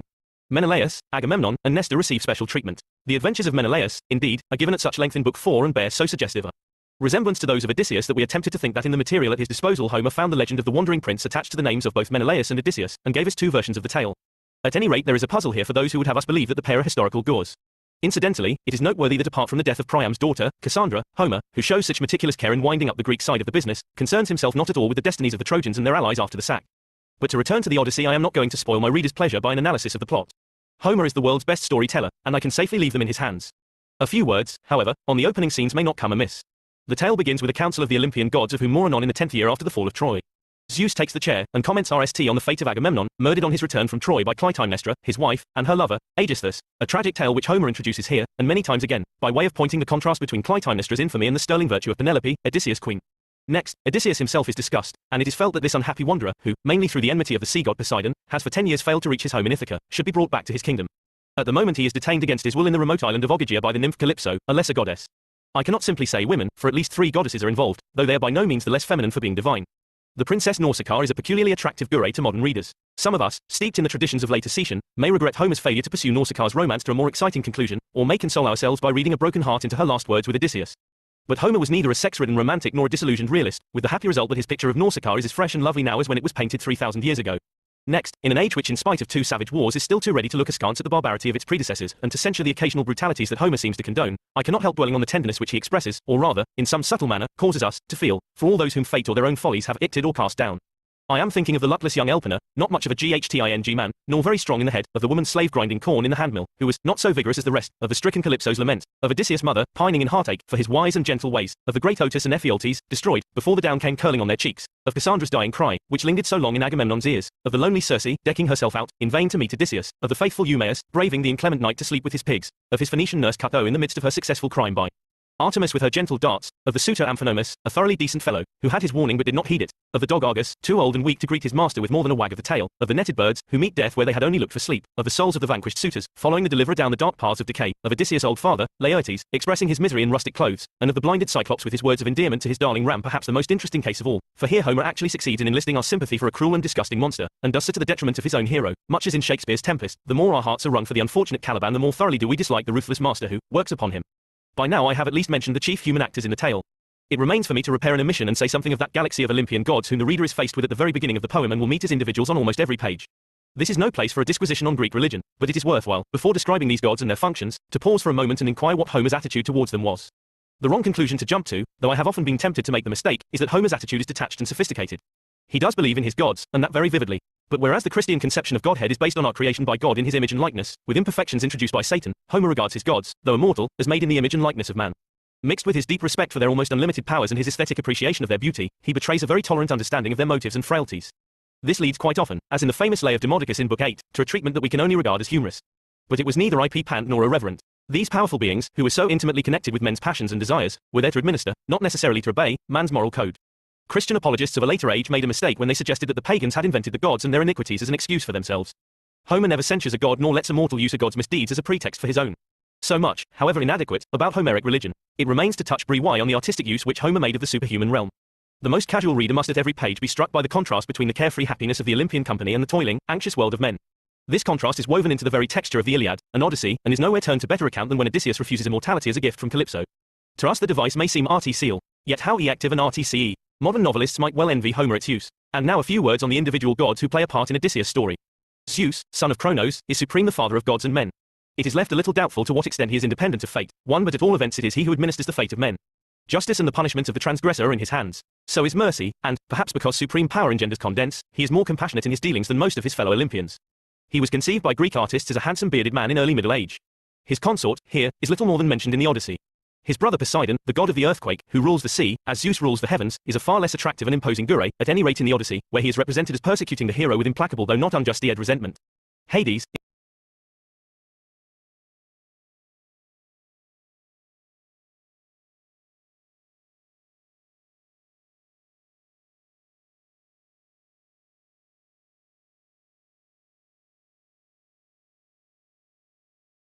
His brother Poseidon, the god of the earthquake, who rules the sea, as Zeus rules the heavens, is a far less attractive and imposing gore, at any rate in the Odyssey, where he is represented as persecuting the hero with implacable though not unjust resentment.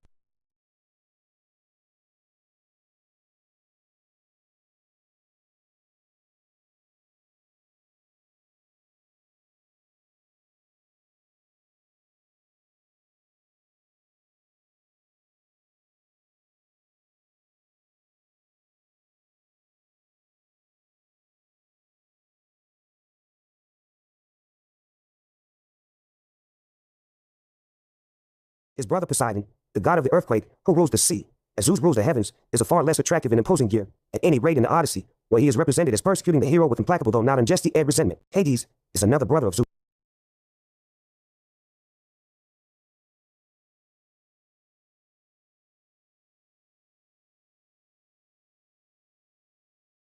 Zeus. Remote from Olympus, he and his consort Persephone are the austere and dreaded powers that rule in the realm of the dead. The youthful and attractive Hermes we have already met in his capacity as ambassador of Zeus. He also serves as guide to the dead, and Homer makes many references to his great exploit in slaying Argus, the monster with the 100 eyes. Ares, the war god, laughter-loving Aphrodite, the goddess of love, and lame Hephaestus, the master craftsman, though frequently heard of in the Iliad, play only incidental parts in the Odyssey, and may be summarily dealt with here. So may Phoebus Apollo, the archer king, and Artemis, the virgin huntress, though both are often mentioned in the poem as responsible for sudden deaths. There are other and lesser deities whom we need not here describe, since Homer himself introduces them with succinct clarity, but there remains one major Gure, Pallas Athene, who commands our attention, since she plays a leading, if not the heroine's, part in the plot. Athene is a daughter of Zeus, and inherits many of his powers and qualities. She is not all-powerful nor all-wise. Her impetuosity is sometimes curbed by Zeus, and she dreads her uncle Poseidon. But subject to these Olympian limitations, she stands in Homer for the intellectual and moral qualities which were most admired in man and with which he so liberally endows Odysseus: cunning, resolution, industry, and unfaltering courage. It is she too who has given Penelope her outstanding gifts, her skill in any handicraft, her excellent brain, and that genius she has for getting her way. When Homer does not describe the disguise she has for the moment adopted, we may think of her as a tall and beautiful woman, with brilliant eyes, clad in a white robe, with the aegis, a goatskin cloak, across her breast, a crested helmet on her head, and a long spear in her hand. Most vivid and alive of Homer's gods, she dominates the Odyssey.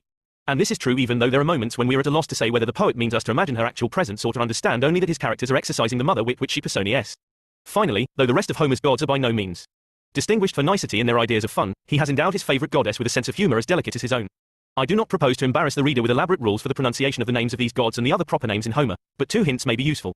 The noun e should be sounded. Athene has 3 syllables, Penelope 4, here 2. And secondly, use is a diphthong, Zeus rhymes with Puce, and Odysseus has 3 syllables only. Here too, while on the subject of names, I must point out that although I have talked, throughout this introduction, of Greece and the Greeks, the reader will not come across these names in the text. They were not used by Homer, nor were the terms Hellas and Hellenes applied by him to the whole of what we call Greece, except in one highly doubtful case. The people he describes were known to him as Achaeans, and their country as Achaea, though he calls them also Argives and Danaans, with an apparent impartiality that we need not inquire into here. The rest of what I have to say is addressed more especially to those who know Greek and are interested in the problems involved in the translation of Homer. It has been my aim to present the modern reader with a rendering of the Odyssey, which he may understand with ease and read with appreciation. I realize that in Homer, as in all greater writers, matter and manner are inseparably blended, and I have sought, in so far as English prose usage allowed it, not only to give what he says but to give it in his own way. But style is one thing and idiom another. In the very attempt to preserve some semblance of the original ECT, I have often found it necessary, in fact my duty as translator, to abandon, or rather to transform, the idiom and the syntax of the Greek. Too faithful a rendering defeats its own purpose, and if we put Homer straight into English words, neither meaning nor manner survives. Consider the following version of 21, 402-3, by a pair of scholarly translators whom I quote with awe, for my generation was brought up on their work. Oh, that the fellow may get wherewith to protea withal, just in such measure as he shall ever prevail to bend the bow. That is a tolerably close translation, but quite apart from the fact that the modern reader can scarcely get at the meaning without retranslating the sentence, it cannot fail to suggest to him that Homer must have sounded uncommonly turgid to his original audience. And this, we have good reason to suppose, is not the fact. Take, again, the famous phrase, winged words. I submit that nobody knows what this means in English, though it may be beautiful. Are we then to leave it at that, or should we seek to discover and to reproduce the EECT aimed at by the original cliché, for such I believe it to have been, and an examination of all the passages where it is used leads me to think that it indicates an utterance delivered with particular care and emphasis, or under the influence of some strong emotion, and I have tried to translate accordingly. Much the same applies to the expression, what a word has escaped you by the fence of your teeth. This is intelligible, but unidiomatic, English for, what nonsense. Must we out English usage to preserve it, if we feel convinced, as I do, that Homer took it over, as an idiom discounted by familiar use, from a long line of bardic ancestors, much as he inherited the epithet, fast, for ships, and has, as a result, to talk of a swift fast ship, when he means a real clipper. This brings me to the vexed question of the recurrent epithets. They are a marked feature of Homer's style, and as such I have endeavored to deal with them faithfully, though not without an element of variety, since there are few cases one where English is altogether recalcitrant to their use. I think that, whether used for ornamental or for didactic purposes, they too were a legacy from the past. But genius has a way of its own with traditional material, and Homer not only added to his legacy but extended its use in several interesting and subtle ways. For instance, Odysseus and other princes are godlike in right of their divine descent, and as a rule the word has no more significance than royal. But in 21:254 the context surely gives it the full value of its original meaning. Odysseus is a superman. Then there are a number of curious cases in which, unless we credit him with self-conscious art, Homer must be regarded either as having used a stereotyped expression in a meaningless way, or as having nodded, which would amount to the same thing for such a stylist.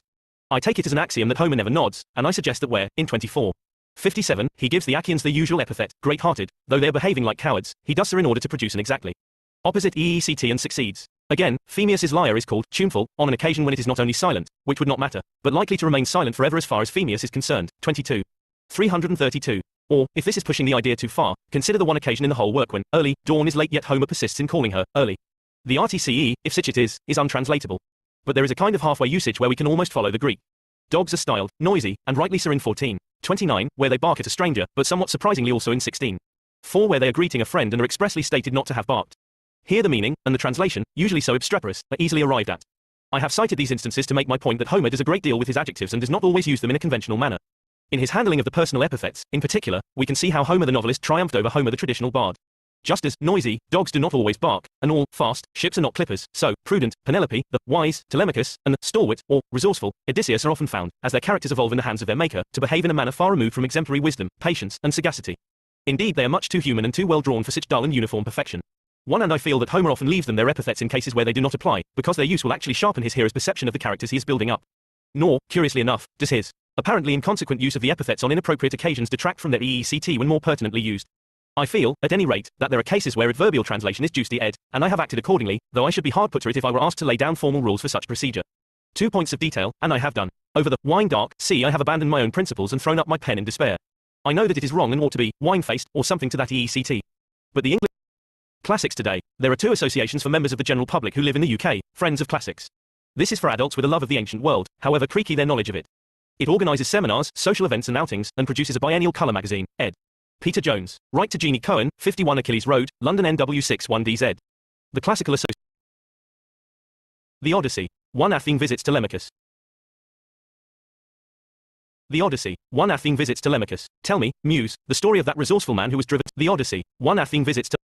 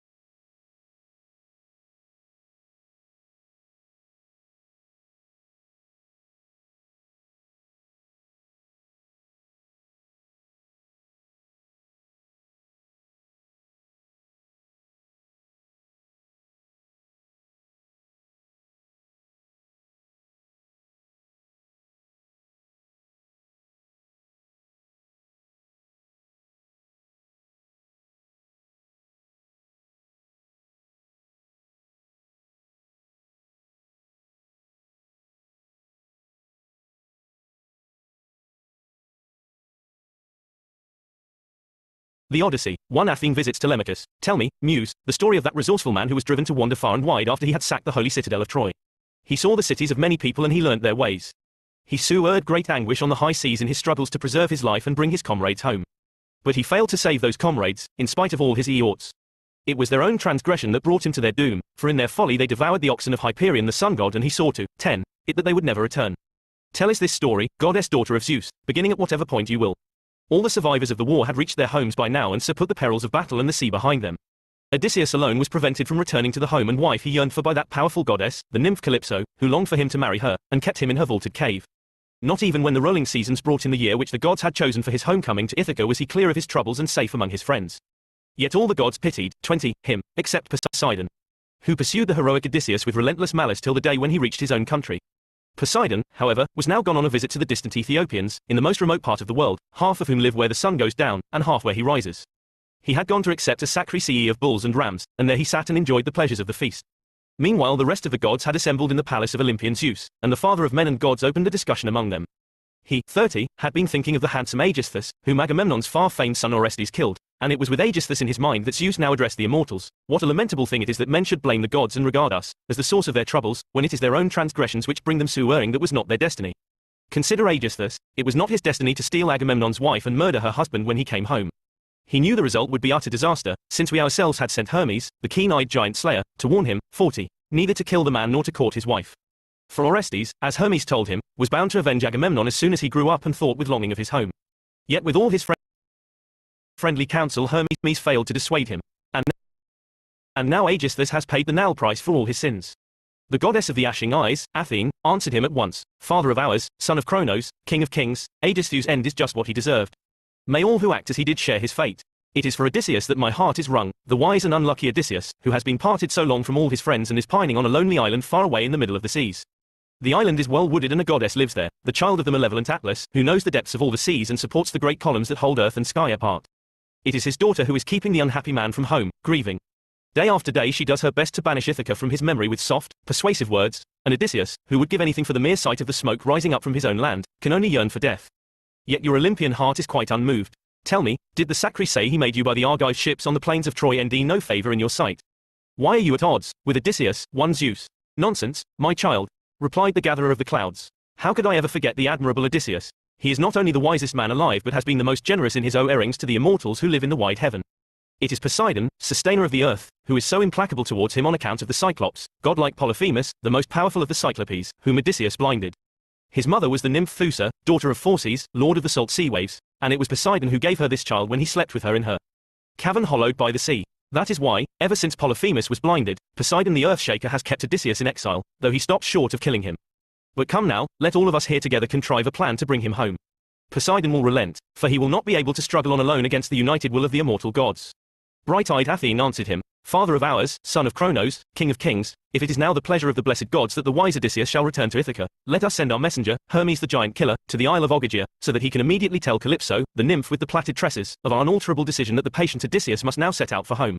Meanwhile I myself will go to Ithaca to instill more spirit into Odysseus' son and encourage him to call the long-haired Achaeans to an assembly and speak his mind to that crowd of suitors who spend their time in the wholesale slaughter of his jostling sheep and his shambling cattle with the twisted horns. After that I shall send him to Sparta and to sandy Pylos one to seek news of his father's return. It is possible that he may hear of him, and so win the praise of men.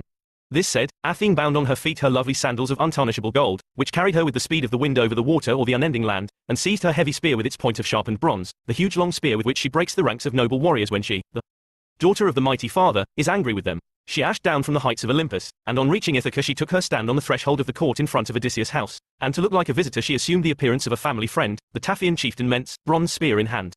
She found the insolent suitors sitting in front of the door on hides of oxen they themselves had slaughtered, playing with counters. Their squires and pages were busy round them, some blending wine and water in the mixing bowls, one and others carving meat in lavish portions and wiping down the tables with sponges before they set them ready. The RST to see her was Telemachus the godlike youth, who was sitting disconsolate among the suitors, imagining how his noble father might come back out of the blue, drive the suitors headlong from the house, and so regain his royal honors, and reign over his own once more. Full of these visions he caught sight of Athene and set at once for the porch, ashamed that a stranger should be kept standing at the gates. He went straight up to his visitor, grasped his right hand, took his bronze spear and gave him cordial greetings. Welcome, friend, he said. You can tell us what has brought you here when you have had some food. With this he led the way and Pallas Athene followed. Once inside the lofty hall, he took her spear and put it by one of the great pillars in a wooden rack among the many spears of the patient Odysseus. He then conducted her to a beautiful carved chair, over which he spread a linen cloth, and seated her there with a stool for her feet. For himself he drew up an ornate easy chair, well away from the crowd of suitors, for fear that his guest might take offence at the uproar, and nding himself in such ill-mannered company turn with distaste from his meal. Moreover, he wished to question him about his absent father. Presently a maid came with water in her any golden jug and poured it out over a silver basin for them to rinse their hands. She then drew a polished table to their side, and the faithful housekeeper brought some bread and set it by them with a choice of delicacies, helping him liberally to all she could owe her. Meanwhile a steward served them plates of various meats he had selected from his board, and put gold cups beside them, which a steward led with wine as he passed on his frequent rounds. The suitors came swaggering in and sat down in rows on the seats and chairs. Their squires poured water on their hands and the maids put piles of bread in bowls beside them, while the pages led the mixing bowls to the brim with wine. They helped themselves to the good things spread before them, and when all had satisfied their hunger and thirst, the suitors turned their thoughts to other activities, music and dancing, which add to the pleasures of a banquet. A herald brought a beautiful lyre and handed it to Phemius, the minstrel whom they had forced into their service. He had just struck the RST notes for some delightful song, when Telemachus spoke to bright-eyed Athene, with his head close to hers so that the others could not hear. Friend, will you be angry if I say something? How easy it is for that gang over there to think of nothing but music and songs. They are living free. Oh, another man, a man whose white bones are rotting in the rain upon some distant land or rolling in the salt sea waves. One glimpse of him in Ithaca, and they'd pray for a faster pair of legs rather than gold or rich clothes. But as it is, he has come to some dreadful end. No one on earth can bring us a spark of comfort by telling us that he'll come back. The day for that is gone forever. But tell me honestly who you are and where you come from. What is your native town? Who are your parents? And since you certainly cannot have come on foot, what kind of vessel brought you here? How did the crew come to land you in Ithaca, and who did they claim to be? And tell me the truth, I'd like to know, is this your RST visit to Ithaca, or has my father received you before he used to entertain in our house just as often as he visited abroad? I will tell you everything honestly, answered the bright-eyed goddess Athene. My father was the wise prince Anchialus. My own name is Ments, and I am chieftain of the seafaring Taphians. As for my arrival in Ithaca, I came with my own ship and crew across the wine-dark sea. We are bound for the foreign port of Temesa with a cargo of gleaming iron, which we mean to trade for bronze. My ship is not berthed near the city, but over there by the open country, in Rethron Cove, under the woods of Neon. As for our families, the ties between them go a long way back, as the old Lord Laertes would tell you if you went and asked him. For I gather that he no longer comes to the town, but lives a miserable existence on his distant farm with an old woman servant, who puts his food and drink before him when he has tired himself out by dragging himself up and down his vineyard on the hill. The reason for my presence here is this. I actually heard that he was home, I mean your father. But the gods must be hindering his return, because the good Odysseus is not dead, but alive somewhere on this earth. He must be on some distant island out in the sea, in the hands of enemies, savages no doubt, who keep him there by force. Now I am no seer or soothsayer, but I will venture on a prophecy to you which the immortal gods put into my mind. I am certain it will come true.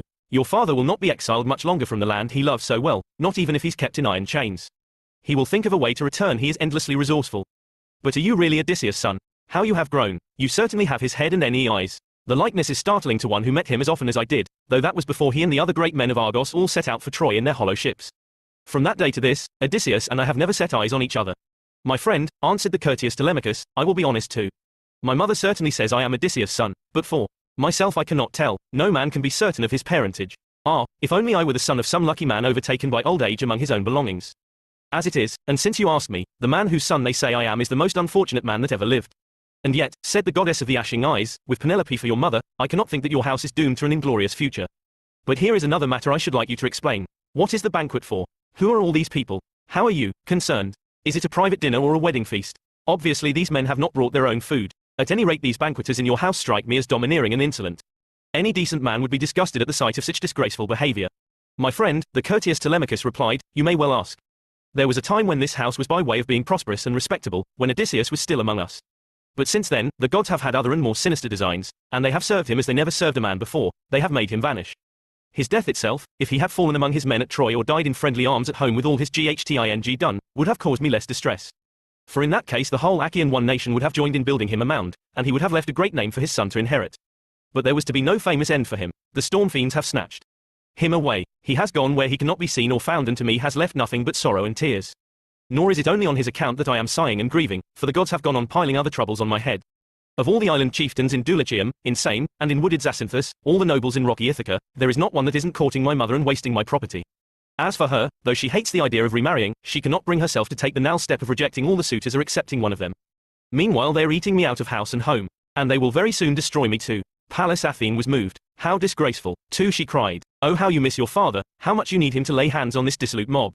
If only he could show himself at this moment at the palace gates, with his helmet, his shield, and his 2 spears, just as he was when IRST saw him, drinking and in happy mood in our house, that time he came up from Ephyra after a long visit to Murmurus' son Elus. He had sailed there in search of a deadly poison to smear on the bronze tips of his arrows, and Elus, a god-fearing man, refused to supply him, but my father, who loved him dearly, gave it to him. Yes, if only Odysseus, as he then was, could confront these suitors, there'd be a quick death and a sorry wedding for them all. But such matters, of course, lie in the lap of the gods. They must decide whether or not he's to come back and settle accounts in his palace. Meanwhile I do urge you to end some way of ridding the house of these suitors. Listen carefully to what I suggest. Tomorrow morning call the Achaean lords to assembly and announce your decision to them all, asking the gods to witness what you say. Tell the suitors to leave and go home. As for your mother, if she is set on marrying, let her go back to her father's house. He is a man of consequence, and the family will arrange a marriage and see that she has a generous dowry, as is only right for a beloved daughter. For yourself, here is my advice. It is sound, and I hope you will take it. Choose your best ship, man her with 20 oarsmen, and set out to inquire after your long-absent father. Someone may be able to tell you about him, or you may pick up one of those rumors from Zeus that so often turn out to be true. Go to Pylos RST and question the excellent Nestor, then on to Sparta to see auburn-haired Menelaus, since he was the last of the bronze-armored Achaeans to reach home. If you hear that your father is alive and on his way back, you should reconcile yourself to a year more of this wastage. But if you hear that he is dead and gone, return to your own country, build a mound with all the proper funeral rites, and give your mother in marriage to a new husband. This settled and done, you must think of some way of destroying this mob in your house, either by cunning or in open GHT. You are no longer a child, you must put childish thoughts away. Have you not heard what a name Orestes made for himself in the world when he killed the cunning Aegisthus for murdering his noble father? You, my friend, and what a tall and splendid young man. You have grown, must be as brave as Orestes. Then future generations will sing your praises. But my crew must be tired of waiting for me, and I must now go to my good ship. I leave the matter in your hands. Think over what I have said. Sir, said the thoughtful Telemachus, you have spoken to me out of the kindness of your heart like a father talking to his son, and I shall never forget your words. Though you are anxious to be on your way, stay a little longer so that you can bathe and refresh yourself. Then you can go to your ship in a happy frame of mind, taking with you as a keepsake from myself something precious and beautiful, the sort of present that one gives to a guest who has become a friend.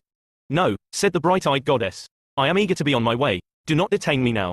As for the gift you kindly suggest, let me take it home with me on my way back. Make it the best you can, ND, and you won't lose by the exchange. The goddess spoke, and the next moment she was gone, vanishing like a bird through a hole in the roof. In Telemachus' heart she had implanted spirit and daring, and had brought the image of his father to his mind even more strongly than before. He felt the change and was overcome with awe, for he realized a god had been with him. Then, godlike himself, he rejoined the suitors. He found them listening in silence to a song which their famous bard was singing to them about the Achaeans' return from Troy and the disasters that Pallas Athene made him sue. In her room upstairs, Penelope, the gracious daughter of Icarius, took in the words of his stirring ballad and came down from her quarters by the steep staircase, not alone, but with 2 waiting women in attendance. When she came near her suitors, the great lady drew a fold of her shining veil across her cheeks and took her stand by a pillar of the massive roof, with one of her faithful maids on either side. Then, bursting into tears, she broke in on the inspired minstrel. Phemius, she said, with your knowledge of the ballads that poets have made about the deeds of men or gods, you could enchant us with many other tales, rather than this. Choose one of those now for your audience here, and let them drink their wine in peace. But give us no more of your present song. It is too sad, it never fails to wring my heart. For in that catastrophe no one was dealt a heavier blow than I, who passed my days in mourning for the best of husbands, the man whose name rings through the land from Hellas to the heart of Argos. But the prudent Telemachus intervened. Mother, he said, why grudge our loyal bard the right to entertain us as the spirit moves him? Surely it is not the poets who are responsible for what happens, but Zeus himself, who deals with each of us toilers on earth as he sees fit. We cannot blame Phemius if he chooses to sing of the Danaans' tragic fate, for it is always the latest song that an audience applauds the most. You must be brave and nerve yourself to listen, for Odysseus is not the only one who has never returned from Troy. Troy was the end of many another man. So go to your quarters now and attend to your own work, the loom and the spindle, and tell the servants to get on with theirs. Making decisions must be men's concern, and mine in particular, for I am master in this house. Penelope was taken aback, but she retired to her own apartments, for she took her son's sensible words to heart. Attended by her maids, she went upstairs to her bedroom, and there she wept for Odysseus, her beloved husband, till bright-eyed Athene closed her eyes in sweet sleep. Meanwhile in the shadowy hall the suitors burst into uproar, and each man voiced a prayer that he might sleep with her. But the thoughtful Telemachus called them to order. Gentlemen, he cried, from you who caught my mother this is sheer insolence. For the moment, let us dine and enjoy ourselves, but quietly, for it is a lovely thing to listen to a minstrel such as we have here, with a voice like a god's. But in the morning I propose that we all take our places in assembly, so that I can announce my demand that you quit my palace. Yes, you can feast yourselves somewhere else and eat your provisions in each other's homes. But if you think it a sounder scheme to destroy one man's estate and not make restitution, then eat your LL, while I pray that Zeus will bring a day of reckoning, when in this house I will destroy you, and not make restitution. It amazed them all that Telemachus should have the audacity to adopt this tone, and they could only bite their lips. But at last Antinous, Eupider's son, spoke up in answer. It is obvious that the gods are teaching you this bold and haughty way of speaking. Being your father's son, you are heir to this island realm. Heaven grant that you may never be its king. Antinous, the prudent Telemachus answered, it may disappoint you to learn that I would gladly accept that OCE from the hands of Zeus. Perhaps you argue that nothing worse could happen to a man. I on the contrary, maintain that it is no bad thing to be a king to see one's house enriched and one's authority enhanced. However, the Achaeans are not short of princes, young and old they swarm in sea-girt Ithaca. And since the great Odysseus is dead, let one of them succeed him. But intend at least to be master of my own house and the servants whom my royal father won for me in war. This time it was Eurymachus son of Polybus who answered him, Telemachus, the gods must of course decide who is to be our king in sea-girt Ithaca. But by all means keep your own belongings and rule your own house. I pray that no one comes and lays violent hands on your property, as long as there are people in Ithaca. But, my dear Telemachus, do tell us something about that guest of yours. Where did the man come from? What account does he give of his country? Who might his people be? And what is his native land? Does he bring news of your father's coming, or is he here on business of his own? He looked distant, but he jumped up and was gone so suddenly that he gave one no time to get to know him. Eurymachus, the sensible Telemachus replied, it is certain that my father will never come back. Sir, I no longer believe any rumors whatever their source, nor have I any use for the skill of such diviners as my mother may call in for consultation. As for my guest, he is an old friend of my father from Taphos. He introduced himself as Ments, the son of wise Anchialus, and chieftain of the seafaring Taphians. This is what Telemachus said, but in his heart he knew her for an immortal goddess. From then till dusk they gave themselves up to the pleasures of dancing and the delights of song. Night fell and found them still reveling, but at last they went to bed, each to his own house. Telemachus, busy with his thoughts, retired to his own bedroom, a lofty chamber in the Any courtyard with a clear view on every side. He was escorted by the faithful Euryclea, who carried a blazing torch. This Euryclea was the daughter of Ops and granddaughter of Pisenor. Laertes had procured her at his own cost long ago, when she was still a girl, for the price of 20 oxen. He had treated her in his home with all the respect due to a loyal wife, though for fear of his wife's displeasure he had not slept with her. It was she who now served as torchbearer to his grandson, and she who of all the household women loved him most, for she had nursed him as a child. Telemachus threw open the door of his solidly built room, sat down on the bed and took his soft tunic, which he put in the wise old woman's hands. After folding it and smoothing it out, she hung it on a peg by the wooden bedstead and withdrew from the bedroom, pulling the daughter by the silver handle and shooting the bolt home by means of its leather thong. And there, all the night long, under his woolen blanket, Telemachus lay planning in his mind the journey that Athene had suggested. To the debate in Ithaca. As soon as dawn appeared, fresh and rosy ended,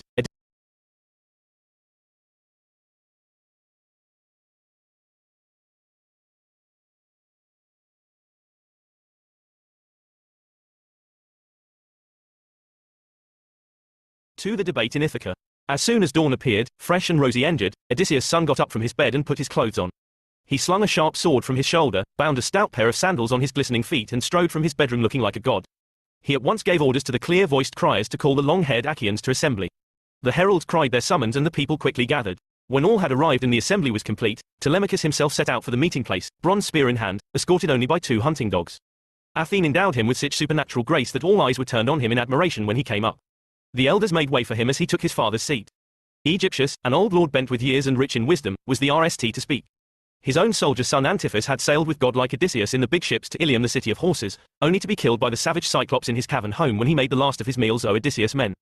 And although he had 3 other sons, Eurynomus, who had joined with the suitors, and 2 who worked steadily on their father's estate, Antiphus was always in his mind. His grief was inconsolable, and it was with tears for this lost son that he now rose to address the gathering. My fellow countrymen, listen to what I have to say. Not once since the good Odysseus sailed have we been called to assembly or council meeting here. Who has summoned us now? Was it one of the young men or one of the older generation? And what is his pressing need? Perhaps he has heard of an army's approach, and wishes to tell us the early news he has received. Or is there some other matter of public concern that he intends to raise for discussion? Good man, I say in any case. Our blessing on him, may Zeus reward him with his heart's desire. His auspicious words delighted Odysseus' son. Eager to speak, he left his seat without further ado and took his stand in the middle of the assembly. The herald Pisenor, a shrewd, experienced counselor, thrust the speaker's sancter into his hand, and Telemachus, turning RST to old Aegyptius, began, Venerable sir, you shall have the truth at once. The man who summoned this gathering is not far to seek. It was I am in great distress. Of an army's approach I have heard nothing to tell you, nor is it some other question of public concern that I propose to bring forward, but my own private business, the addiction, the double addiction, that has fallen on my house. In the RST place I have lost my good father, who was once king among you here and gentle as a father to you all. But now there is a far greater calamity, one which will bring my house to utter ruin and rob me of any livelihood I have. A crowd of suitors are pestering my mother with their unwanted attentions, and these suitors are actually the sons of those who are your leaders here. Too cowardly to present themselves at her father's house, precarious to make terms for his daughter's hand with the claimant he prefers, they spend all day in and out of our house. They slaughter our oxen, our sheep, our fatted goats, they feast themselves and drink our sparkling wine with never a thought for all the wealth that is being wasted. The truth is that there is no one like Odysseus in charge to purge the house of this blight. We are not able to defend it ourselves, we would prove miserably weak, quite untrained to GHT. Yet I would willingly GHT if I had the strength. For I tell you, the things they do are past all bearing. The destruction of my house is an injustice which you, gentlemen, should resent not only on your own behalf but as a scandal to our neighbors who live round about. You should shrink from the wrath of the gods. Have you no fear that they may be outraged at your wickedness and turn on you? In the name of Olympian Zeus, in the name of Themis, who summons and dissolves the councils of men, I beg you, my friends, to leave me alone with my bitter grief unless by any chance you think that my good father harmed the well-grieved one Achaeans out of malice, and you are trying to repay me with equal malice by the encouragement you give these men. If only it were you men of Ithaca who were devouring our treasure and our OCKS, I think we should be better. For in that case we should not have far to look for compensation. We should simply hound you up and down the town for the restitution of our goods till every item was repaid. As it is, you my heart with a pain for which I no cure. As he spoke his passion rose, and at the end he burst into tears and hung the sancter on the ground. A wave of pity swept through the gathering. Nobody made a move, nobody had the heart to give Telemachus a sharp reply, and the silence was unbroken till Antinous retorted, What a speech, Telemachus, and what a temper. So you'd put us to shame, would you, and X the blame on WS? You are wrong, we suitors plead, not guilty. It is your own mother, that incomparable schemer, who is the culprit. Listen, for 3 whole years, in fact close on 4, she has been leading us on, giving us all some grounds for hope, and in her private messages to each making promises that she has not the slightest intention of keeping. And here's another example of her duplicity. On her loom in her house she set up a great web and began weaving a large and delicate piece of work. She said to us, "My lords, my suitors, now that noble Odysseus is dead, restrain your ardor, do not urge on this marriage till I have done this work, so that the threads I have spun may not be altogether wasted. It is a shroud for Lord Laertes. When he succumbs to the dread hand of remorseless death that stretches all men out at last, I must not risk the scandal there would be among my countrywomen here if one who had amassed such wealth were laid to rest without a shroud." That's what she said, and we magnanimously consented. So by day she used to weave at the great web, but every night had torches set beside it and undid the work. For 3 years she took us in by this trick. A fourth began, and the seasons were slipping by, when one of her women who knew all about it gave her mistress away. We caught her unraveling her beautiful work, and she was forced reluctantly to complete it. Here is the suitor's answer, Telemachus, and I want you and all the people to be quite clear about it. Send your mother away and make her marry the man whom her father chooses and whom she prefers. She must beware of trying our young men's patience much further and counting too much on the matchless gifts that she owes to Athene, her skill in any handicraft, her excellent brain, and that genius she has for getting her way. In that respect I grant she has no equal, not even in story. For of all the Achaean beauties of former times, not Tyro, nor Alcmene, nor Mycene of the lovely diadem, had at her command such wits as she. Yet in the present case Penelope has misused those wits. For I assure you that so long as she maintains this attitude that the gods have guided her to adopt, the suitors will continue to eat you out of house and home. She may be winning a great name for herself, but at what expense to you? So we will not return to our own estates, nor go anywhere else, until she makes her choice and marries one of us. Antinous, the thoughtful Telemachus replied, "It is quite impossible for me to cast out, against her will, the mother who bore me and who brought me up, with my father somewhere at the world's end, perhaps alive, perhaps dead. Think what I would have to pay Icarius if I were to send my mother back to him. I would sue her at his hands and the gods would send me further disasters, because my mother as she left would call down on me the avenging furies. And I would incur the wrath of my countrymen. You may be sure that I will never give the word. If you feel angry about this then quit my palace and feast somewhere else, eating your own food in each other's houses. But if you think it a sounder scheme to destroy one man's estate and not make restitution, then eat your LL, while I pray that Zeus will bring a day of reckoning, when in this house, will destroy you, and not make restitution." In answer to his words, Zeus the Thunderer urged 2 eagles into IGHT from the mountain top. For a while they sailed down the wind with outstretched pinions, wing to wing. But as soon as they were directly over the meeting place, where the sound of voices LLED the air, they began to ap their wings and wheel about, glancing down at the faces of the crowd with looks foreboding death. Then with their talons they clawed at each other's cheeks and neck, and so swooped eastward over the housetops of the busy town. The people stared at the birds in amazement, and asked themselves what was to come of it. At last the old hero Halitherses, master's son, spoke out. He knew more of bird lore and soothsaying than any man of his generation, and had his countrymen's welfare at heart when he rose now to address them. "People of Ithaca, hear what I have to say. And my pronouncement is meant particularly for the suitors. A great calamity is about to engulf them. Odysseus is not going to be parted from his friends much longer. At this very moment he is close at hand, sowing the seeds of a bloody doom for the suitors one and all, which means disaster to many others of us who live under the clear skies of Ithaca. Let us plan to stop these men, before it happens. Or rather, won't they stop of their own accord, which would be the better course? I am not unskilled in prophecy. I speak from ripe experience. Consider Odysseus. Has not everything happened as I warned that self-reliant man when he embarked for Ilium with the Argive army? I said he would return home in the 20th year, after much sueing, having lost all his comrades, and that no one would know him when he came. And now all this is coming true. It was Eurymachus, Polybus's son, who rose to reply. That's enough, old man, he said. Run home and read omens to your children, or some disaster may happen to them. And leave me to interpret these signs. I am better at that than you. After all, plenty of birds go about their business in the sunny air, but it isn't everyone that is a bird of omen. As for Odysseus, he has met his fate abroad. If only you had shared his fate. We should then have been spared this tedious prophesying from your mouth, and you wouldn't be fueling Telemachus' anger. No doubt you expect him at some time to make a gift to your household. But now I will make a prophecy, and this will come true. If you, his senior, with the law of the ages at your disposal, misuse your eloquence to incite this young man to violence, in the RST place it will be all the worse for him, and secondly for you, old man, there will be the extremely unpleasant consequence that we shall impose on you, or any it will break your heart to pay. For Telemachus, here is my own advice. I give it openly, before you all.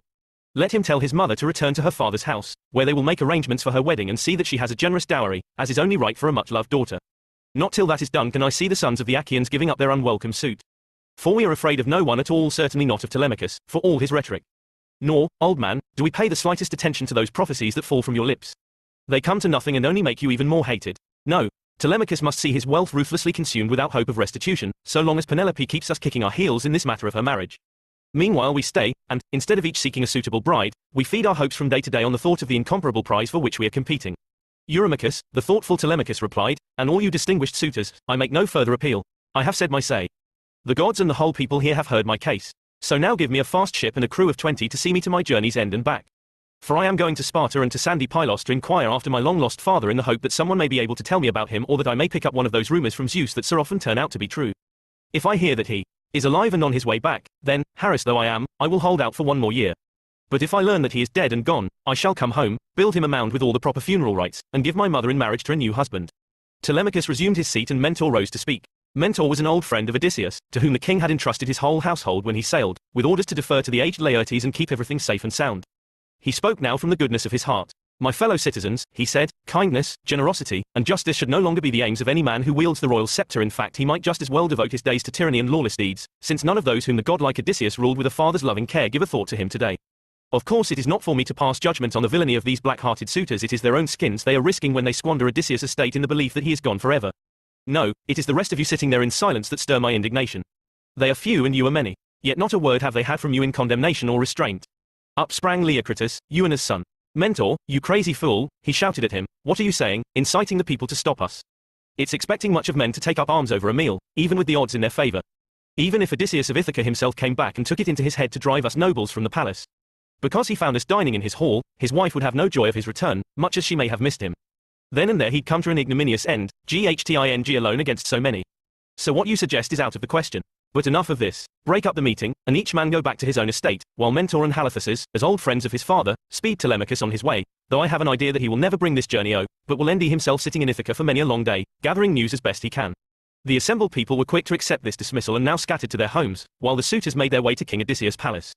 In the meantime Telemachus sought the solitude of the seashore, where he washed his hands in the grey surf and lifted them in prayer to Athene. "Here, I beg you, you that in your godhead came yesterday to my house. It was your command that I should sail across the misty seas to end out whether my long-lost father is ever coming back. But my countrymen, and above all those suitors that besiege my mother, are thwarting me at every point."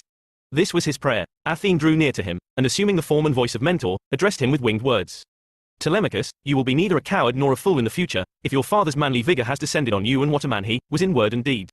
This journey of yours will not prove futile or fruitless. It is only if you were not the true son of Odysseus and Penelope that I would think your plans might come to nothing. Few sons, indeed, are like their fathers. Generally they are worse, but just a few are better. And since you are by no means lacking in Odysseus' resourcefulness, and since you will be no fool or coward in the future, you can hope to succeed in this undertaking. So forget the suitors now and dismiss their plots and machinations from your mind. They are fools, and there is no sense in them, nor have they any inkling of the dark fate that is stalking so near and will strike them all down in a single day. You, meanwhile, will soon be starting this journey you have set your heart on. For am I not your father's friend, and ready to ender you a fast ship and sail with you myself? Go home now and show yourself to the suitors. Then get provisions ready and stow them all in containers, the wine in jars, and the barley meal, that gives men strength, in strong skins. Meanwhile, I will soon collect a crew of volunteers in the town. And there are plenty of ships, old and new, in sea-girt Ithaca. I myself will pick out the best for you, and we'll have her rigged in no time and launch her on the open sea." Athene, daughter of Zeus, had spoken, and there was no loitering there for Telemachus when he heard the voice of the goddess. He set out at once for home, though with an anxious heart. At the palace he found the high and mighty suitors skinning goats and singeing fatted hogs in the courtyard. Antinous, with a laugh, ran up to him, seized his hand and, loudly calling his name, said, "Telemachus, my airy young orator, enough now of hard words and thoughts of violence. Let me see you eat and drink with us as usual. Our people will make all arrangements on your behalf for a ship and a picked crew to speed you on your way to sacred Pylos on your noble father's trail." But sagacious Telemachus replied, "Antinous, it is out of the question for a man to sit down to a quiet supper and take his ease with a rowdy mob like you. Isn't it enough that all this time, under pretext of your suit, you have been robbing me of my best, while I was still too young to understand? I tell you, now that I'm old enough to learn from others what happened and to feel my own strength at last, I will do my best to send you all to perdition, whether I go to Pylos or stay here in Ithaca. And I shall not be thwarted over this journey of mine. I am going, if only as a passenger, since it seems to have suited you better that I should not be allowed a ship or crew of my own." With this, Telemachus calmly withdrew his hand from Antinous. The suitors, who had been preparing a meal, greeted this speech with a storm of insults and derision. "I do believe," said one arrogant young man, "that Telemachus wants to cut our throats. And he's owed to sandy Pylos to get help. Perhaps he'll go as far as Sparta and back, since he's so thirsty for our blood. Or it may occur to him that the fertile soil of Epha is worth a visit. He'll come home with a deadly poison, drop it in the wine bowl, and kill us all. Oh." And another insolent youth chimed in, "Ah, but who knows? If he too takes to seafaring, he may stray from home and be lost like Odysseus, far from his friends. And what a nuisance that would be for us. All the extra trouble of dividing his property between us and presenting his house to his mother and her bridegroom." Telemachus let them talk, and went down to his father's storeroom, a big and lofty chamber stacked with gold and bronze, and with chests full of clothing, and stores of fragrant oil. There too, packed close along the wall, stood jars of mellow vintage wine, full of the true unblended juice, waiting for the day when Odysseus, after all his sueing, should end his way home again. There were locks to the closely tting, double doors, and day and night the room and its treasures were in charge of the housekeeper, Euryclea, daughter of Ops, Pisenus' son, who had all her wits about her. Calling her now to the storeroom, Telemachus said, "Listen, nurse dear, will you draw some agons of wine for me? And let it be the choicest you have, next to the vintage you keep with such care for your unlucky king, always hoping that he may escape his fate and return home. Fill 12 agones and put their stoppers on. And pour out some barley meal in strong leather bags 20 measures, please, of mill-crushed grain. Not a word to anyone else. Get all the provisions together, and in the evening I will fetch them myself when my mother has gone upstairs for the night. I am owed to Sparta and Sandy Pylos on the chance of nding out something about my dear father's return. At this his nurse, Euryclea, gave a shriek and burst into tears and poured out winged words. Dear child, what on earth has put this idea into your head? Why must you go wandering all over the world, you an only son, the apple of your mother's eye, and Odysseus, favorite of Zeus, dead and gone, far from his home in foreign parts? The moment your back is turned those men will be plotting mischief against you, and when they've done you to death, they'll share all this between them. Stay here at home where you belong. There's no call for you to go looking for trouble all over the barren seas. Have no fears, nurse dear, the prudent Telemachus replied. There's a god's hand in this. But you must swear to me that you won't tell my good mother for at least a dozen days, or till she misses me herself and NDS I'm gone. We don't want tears to spoil her lovely cheeks. The old woman swore by all the gods that she would keep his secret, and when she had solemnly taken her oath she drew the wine for him in agones and ran the barley meal into strong bags. Telemachus rejoined the company in the hall. The bright-eyed goddess Athene now had another idea. Disguising herself as Telemachus, she went all through the town, picked out her 20 men and passed them each the word to foregather by the good ship at nightfall. The vessel itself she begged of Noemon son of Phronius, a prominent Ithacan, who willingly promised to give it to her. The sun went down and all the ways grew dark. The goddess now ran the good ship into the water and stowed in her all the gear that big ships carry. This done, she moored her in the far corner of the harbour. When the good ship's company had gathered round, the goddess had an encouraging word for each of them. The bright-eyed goddess Athene now had yet another idea. She made her way to godlike Odysseus' palace and lulled the suitors there into a state of pleasant drowsiness, clouding their wits as they drank, and striking the wine cups from their hands. Their eyelids heavy with sleep, they lingered no more at table, but went to the town to their beds. Then bright-eyed Athene, assuming Mentor's form and voice once more, called Telemachus out of the palace to her side. Telemachus, she said, your well-grieved companions are sitting at their oars, waiting for your word to start. Come. We do not want to delay the journey. With this, Pallas Athene led the way swiftly, and Telemachus followed in the footsteps of the goddess. When they came down to the sea and reached the boat they found their long-haired crew waiting on the beach, and the noble Telemachus addressed them. My friends, follow me. We must get the stores on board. They are all stacked and ready at the palace. My mother knows nothing of this, nor do the servants, except one woman whom I took into my condense. He led and the crew followed. They brought down all the stores and stowed them in their well-built ship, taking their orders from Odysseus' son. Telemachus then followed Athene on board. She took her seat on the after deck and he sat down beside her. The men cast the hawsers climbed in, and took their places at their oars. And now, out of the west, Athene of the ashing eyes called up for them a steady following wind and sent it singing over the wine-dark sea. Telemachus shouted to the crew to rig the ship and they leapt to his orders. They hauled up the pine mast, placed it in its hollow box, made it fast with stays, and hoisted the white sail with plaited oxhide ropes. The sail billowed out in the wind, and the dark wave hissed loudly round her keel, as the vessel gathered way and sped on her course through the seas. When all was made fast in the swift black ship, they took out the mixing bowls, led them to the brim with wine and poured libations to the immortal gods who live forever, and above all to the daughter of Zeus, the lady of the gleaming eyes. And all night long and into the dawn the ship ploughed her way through the sea. 3 Telemachus with Nestor, leaving the waters of the splendid east, the sun leapt up into the brazen firmament to bring light to the immortals and to mortal men on the fruitful earth. The travellers now came to Pylos, the stately citadel of Neleus, where they found the people on the seashore sacring jet black bulls to Poseidon, lord of the earthquake, god of the sable locks. There were 9 companies seated there, with 100 men in each, and every company had 9 bulls to sacri. They had just tasted the victim's entrails and were burning the thigh bones in the god's honour, as the travellers brought their trim ship to land. The crew brailed up and furled the sail, moored their vessel, and disembarked with Athene leading the way. Telemachus was the last to leave. The goddess with the ashing eyes turned to him now and said, Telemachus, you must forget your diadence. There is no occasion for it here at all. Why have you crossed the seas, if not to endy out where your father's bones lie buried and how he met his end? Go straight up, then, to Nestor, the tamer of horses. We are here to learn the wisdom hidden in his heart. But you yourself must appeal to him to tell you the honest truth, though a man as wise as he is will not lie. But, Mentor, the thoughtful Telemachus asked, how am I to go up to him? How shall I greet him? I have had no practice in making speeches. It is embarrassing for a young man to question one so much his senior.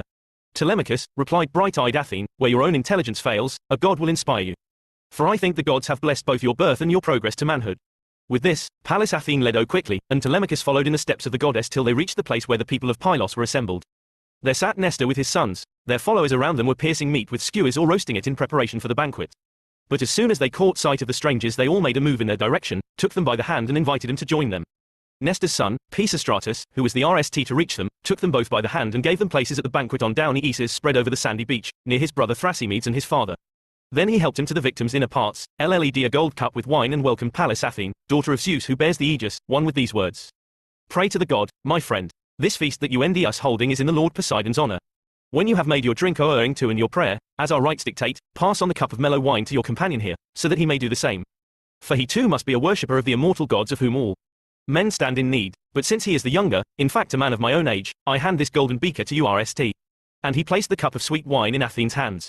The goddess was delighted at the good manners which the young man had shown in giving her the golden beaker RST, and at once began an earnest prayer to the Lord Poseidon. Hear me, Poseidon, sustainer of earth, and do not grudge us, your suppliants, the full element of our wishes. First of all, grant glory to Nestor and his sons. Consider next these others, and recompense all in Pylos for their sumptuous oarings. Grant, lastly, that Telemachus and I may successfully accomplish the task that brings us here in our swift black ship and afterwards reach home safely. So the goddess prayed, and as each petition left her lips she herself made its full element sure. Then she passed the Ne2-handled beaker to Telemachus, and Odysseus' son repeated her prayers. The outer ash from the victims was now roasted and drawn over the spits, portions were carved for all, and they began their sumptuous feast. When they had satisfied their appetite and thirst, Nestor, the Gerenian charioteer, said, now that our visitors have eaten well, it is the right moment to put some questions to them and inquire who they are. Who are you, friends? From what port have you sailed over the highways of the sea? Is yours a trading venture, or are you sailing the seas recklessly, like roving pirates, who risk their lives to ruin other people? Telemachus, inspired by Athene, who was anxious for him to question the king about his father's disappearance and so win a good name among men, now plucked up the courage to make him a spirited reply. Nestor, son of Neleus, great glory of the Greeks, you ask where we come from. I will tell you, we are from Ithaca, which lies at the foot of Mount Neon. We have come on private, not on public, business. I am searching through the length and breadth of the land for news of my noble father, the long-suing Odysseus, who, it is said, fought by your side years ago at the sack of Troy. We can account for all the others who took part in the war. We know where each man met his pitiful death. But Zeus has wrapped even the death of Odysseus in utter mystery, and no one can tell us for certain when he died, whether he was the victim of some hostile tribe on land, or whether he was lost at sea in Amphitrite's waves. Sir, I have come here to plead with you in the hope that you will tell me the truth about my father's unhappy end, if by any chance you witnessed it yourself or heard the story from some wanderer like him. For if ever a man was born to sue, it was he. Do not soften your account out of pity or concern for my feelings, but faithfully describe the scene that met your eyes. I beseech you, if ever my good father Odysseus in the hard years of war at Troy gave you his word and kept it, remember what he did and tell me all you know. Ah, my friend, exclaimed Nestor, the Gerenian charioteer, what memories the name of Troy brings back. The miseries we Achaeans endured there raid after raid across the misty seas in search of plunder wherever Achilles led, GHT after GHT around the very walls of royal Priam's town. There our best men fell. Their warlike Ajax lies. There lies Achilles, their Patroclus, wise in counsel as the gods. There too Antilochus, my own dear son, as strong as he was handsome, a fast runner, and what a GHTER too. Nor is that, the full sum of what the noble Achaeans endured at Troy. There is no man on earth who could unfold to you the whole disastrous tale, not though you sat and questioned him for half a dozen years, by which time you would have grown weary and gone home. For 9 years we struggled to bring him down by every stratagem we could devise, but Zeus made it very difficult for us to achieve victory. And all the time there was not a man that dared to match his wits against the admirable Odysseus, who in every kind of strategy proved himself supreme. Your father, if you really are his son. Indeed, I cannot help looking at you in awe. You talk exactly as he did, and I should have sworn no young man could so resemble him in speech. In all those years, whether at the General Assembly or in the Council of the Kings, not once did Odysseus and I envy ourselves speaking on opposite sides. We seemed to share a single mind, so well did we agree when, with our good sense and judgment, we advised the Argives on the best policies. After we had destroyed Priam's towering city we left in our ships.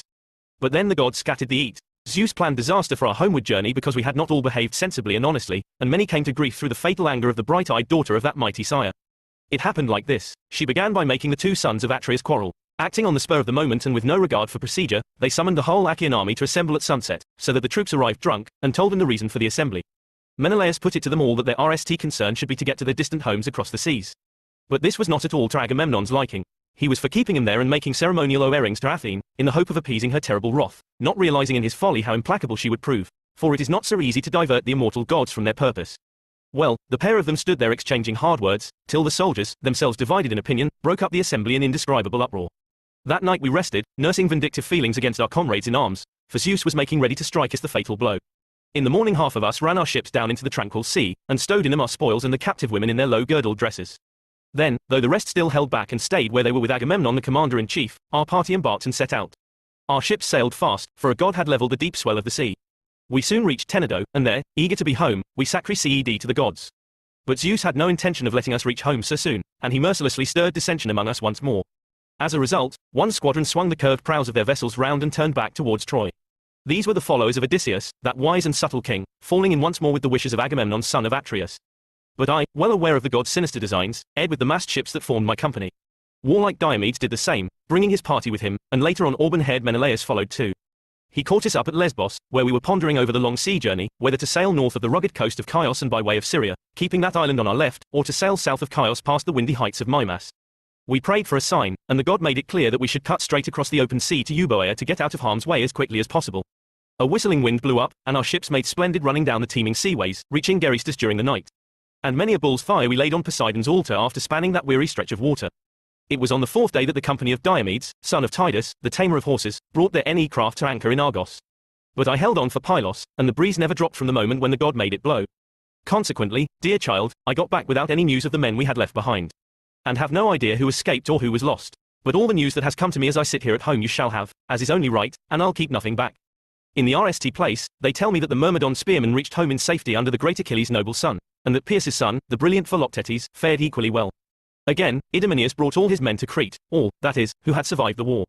The sea got none from him. As for Agamemnon, though you live far away, you must have heard how he had no sooner got back than he fell a wretched victim to Aegisthus' plot. And a grim reckoning there was for Aegisthus, which shows what a good thing it is, when a man dies, for a son to survive him, as Orestes survived to take revenge on the treacherous Aegisthus who had killed his noble father.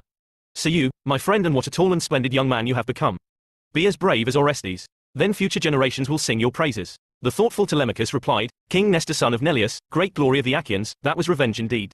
Orestes' fame will travel throughout Achaean lands and live in song for generations. Ah, if the gods would only give me strength like his to exact revenge for the suitors' vicious crimes, their willful disregard of what is right, and the ways they have humiliated me. But they have no such happiness in store for me, nor for my father. I must just endure. My friend, said Nestor the Gerenian charioteer, now that your own remarks have put me in mind of it, they do, say a whole crowd of your mother's suitors are wreaking havoc in your house as uninvited guests. Tell me, do you tamely submit to this, or have the people of Ithaca been listening to some rumor inspired by a god that has turned their hearts against you? Who knows whether some day Odysseus may not come back, alone perhaps, or with all his followers, and pay these suitors out for their violence. I only wish that bright-eyed Athene could show towards you some of the loving care she devoted to your illustrious father in the course of our hard campaigns at Troy. For never in my life have I seen the gods display such open erection as Pallas Athene showed in her championship of Odysseus. Ah, if only she would love and care for you like that, some of those gentlemen would soon have all thoughts of courtship knocked out of their heads forever. Venerable lord, said the thoughtful Telemachus, I see no hope whatever of your words proving true. You speak of the impossible. You amaze me. For all my hopes, that will never happen, even if the gods were to will it. Telemachus, the goddess of the ashing eyes, explained, what are you saying? A god who wills it can bring anyone safely home however far away he may be. And for myself I would rather live through untold hardships to reach home in the end and see that happy day, than come straight back and die at my own hearth, as Agamemnon died by the wiles of his wife and Aegisthus. But it is our common lot to die, and the gods themselves cannot rescue even one they love, when death that stretches all men out lays its dread hand upon him. Mentor, the thoughtful Telemachus replied, let us not discuss these painful matters any more. We can no longer count on my father's return. The gods who never die have already set his feet on the dark path that leads to death. But there is something else I would like to ask Nestor, whose knowledge of men's ways and thoughts is unrivaled. They tell me he has been king through 3 generations, and when I look at him I seem to gaze on immortality itself. Nestor, son of Neleus, tell me what really happened. How did Imperial Agamemnon, son of Atreus, meet his end? Where was Menelaus, and by what cunning snare did that treacherous Aegisthus contrive to kill a man far braver than himself? Was Menelaus away from Achaean Argos and wandering abroad? Is that why Aegisthus plucked up the courage to strike? My child, Nestor, the Gerenian charioteer, answered, I will tell you the whole story. You can imagine for yourself what would have happened had Agamemnon's brother, auburn-haired Menelaus, come back from Troy and caught Aegisthus in the house alive. No mound would have honoured his remains. Flung on the plain outside the city walls, he'd have made meat for the dogs and birds of prey, and there's no woman in Achaea who would have shed a tear for him. His was indeed no petty crime. While we who were besieging Troy toiled at heroic tasks, he spent his leisure days right in the heart of Argos where the horses graze, busy charming Agamemnon's wife with his seductive talk. At RST Queen Clytemnestra turned a deaf ear to his dishonourable schemes. She was a sensible woman, and besides, she had a minstrel with her, to whom Agamemnon when he left for Troy had given orders to watch over his queen. But when the fatal day came, appointed by the gods for her to yield, Aegisthus took this minstrel to a desert isle, left him there as carrion for the birds of prey, and carried Clytemnestra to his own house, fond lover, willing lady. After this great achievement he heaped the holy altars of the gods with thigh bones, and hung the temple walls with any fabrics and gold, thank earrings for a success beyond his wildest dreams. Meanwhile we were sailing together over the sea from Troy, Menelaus and I, the best of friends. But when we were abreast of the sacred cape of Sunium, where Attica juts out into the sea, Phoebus Apollo shot one of his painless arrows at Menelaus' helmsman and killed him, with the tiller of the running ship still in his hands. This man, Phrontis son of Onotor, had been the world's best steersman in a gale, and Menelaus, though anxious to journey on, was kept at Sunium till he could bury his comrade with the proper rites. But when he too had got away over the wine dark sea in those great ships of his and had run as far as the steep headland of Melee, far-seeing Zeus brought disaster on their journey, and sent them a howling gale with giant waves. Then and there he split the Eat in two. He drove one group towards Crete and the Sidonian settlements on the river Lardanus. Now where the lands of Gortyn end, out in the misty sea, there is a precipitous cleft that falls abruptly to the water, and the southwesterly gales drive the great rollers against a headland to the west, in towards Phaestus, with nothing but this puny reef to keep their violence in check. When one party reached this spot, the crews by a hair's breadth escaped destruction, though their ships were splintered on the rocks by the fury of the seas. Meanwhile Menelaus with the remaining V vessels of his blue-prowed Eat was driven on by wind and wave to Egypt. And so it was that he was cruising in those foreign lands, amassing a fortune in goods and gold, while Aegisthus schemed this wickedness at home. After he had killed Agamemnon, the usurper reigned in golden Mycenae and kept the people in subjection for 7 years. But the eighth brought him disaster, in the shape of Orestes, for that brave youth, returning from Athens, killed Aegisthus, his noble father's murderer, and so the slayer was slain. When Orestes had done the deed, he invited his friends to a funeral banquet for his hateful mother and the cowardly Aegisthus, and on the selfsame day he was joined by Menelaus of the loud war cry, bringing in all the treasures that had led his holds. Be warned yourself, my friend, don't stray too long or too far from home, nor leave your wealth unguarded with such a set-off. Arrogant brutes in the place, unless you want them to share it out, to eat up all you have, so making your journey futile. I do urge you, however, to pay Menelaus a visit. For he has only just returned home from a region so remote that one might well give up all hope of return once the winds had blown one astray into that wide expanse of sea, which is so vast and perilous that even the birds cannot cross it in a year. So settle now with your ship and crew, or, if you prefer to go by land, I have a chariot and horses at your disposal and my sons are at your service to escort you to lovely Lacedaemon where auburn-haired Menelaus lives. Appeal to him in person if you want the truth from his lips, though as wise a man as he is will not lie. As Nestor came to an end, the sun went down and darkness fell. It was the bright-eyed goddess Athene who spoke next. Venerable lord, your tale was well told. But come, cut up the victims' tongues and mix the wine, so that we can pour out our airings to Poseidon and the other immortals before we think of sleeping. It is time for bed, now that the light has faded into dusk. It is not right to remain any longer at this feast of the gods. We should return home. It was the daughter of Zeus who had spoken. Her words did not fall on deaf ears. The squires sprinkled their hands with water, while the young attendants led the mixing bowls to the brim and then, after pouring a few drops RST in each man's cup, they served them all with wine. The tongues were thrown into the aims, the company rose and sprinkled libations on them, and when they had made their airings and drunk their Athene and Prince Telemachus both made a move to return to their hollow ship. But Nestor stopped them, protesting loudly, "May Zeus and the other immortal gods forbid that you should go to your ship and turn aside from my house as though it belonged to some destitute pauper who hasn't enough blankets and rugs for himself and his guests to sleep between in comfort. Indeed, I have good bedding for all, and I swear that the son of my friend Odysseus shall not lie down to sleep on his ship's deck so long as I am alive or son survive me here to entertain all visitors that come to my door." "Well said, my lord," replied the goddess of the ashing eyes, "and it is right for Telemachus to accept your invitation. He will go with you now and sleep in your palace, while I return to the black ship to reassure the men and tell them everything. For I am the only senior in the party, all the rest are young men of much the same age as the great-hearted Telemachus and follow him out of companionship. I intend to sleep there by the black ship's hull tonight, and in the morning to set out on a visit to the great-hearted Corconians, who owe me a long-standing debt not a small one either. But since Telemachus has become your guest, send him on in a chariot with one of your sons and give him the fastest and strongest horses in your stable."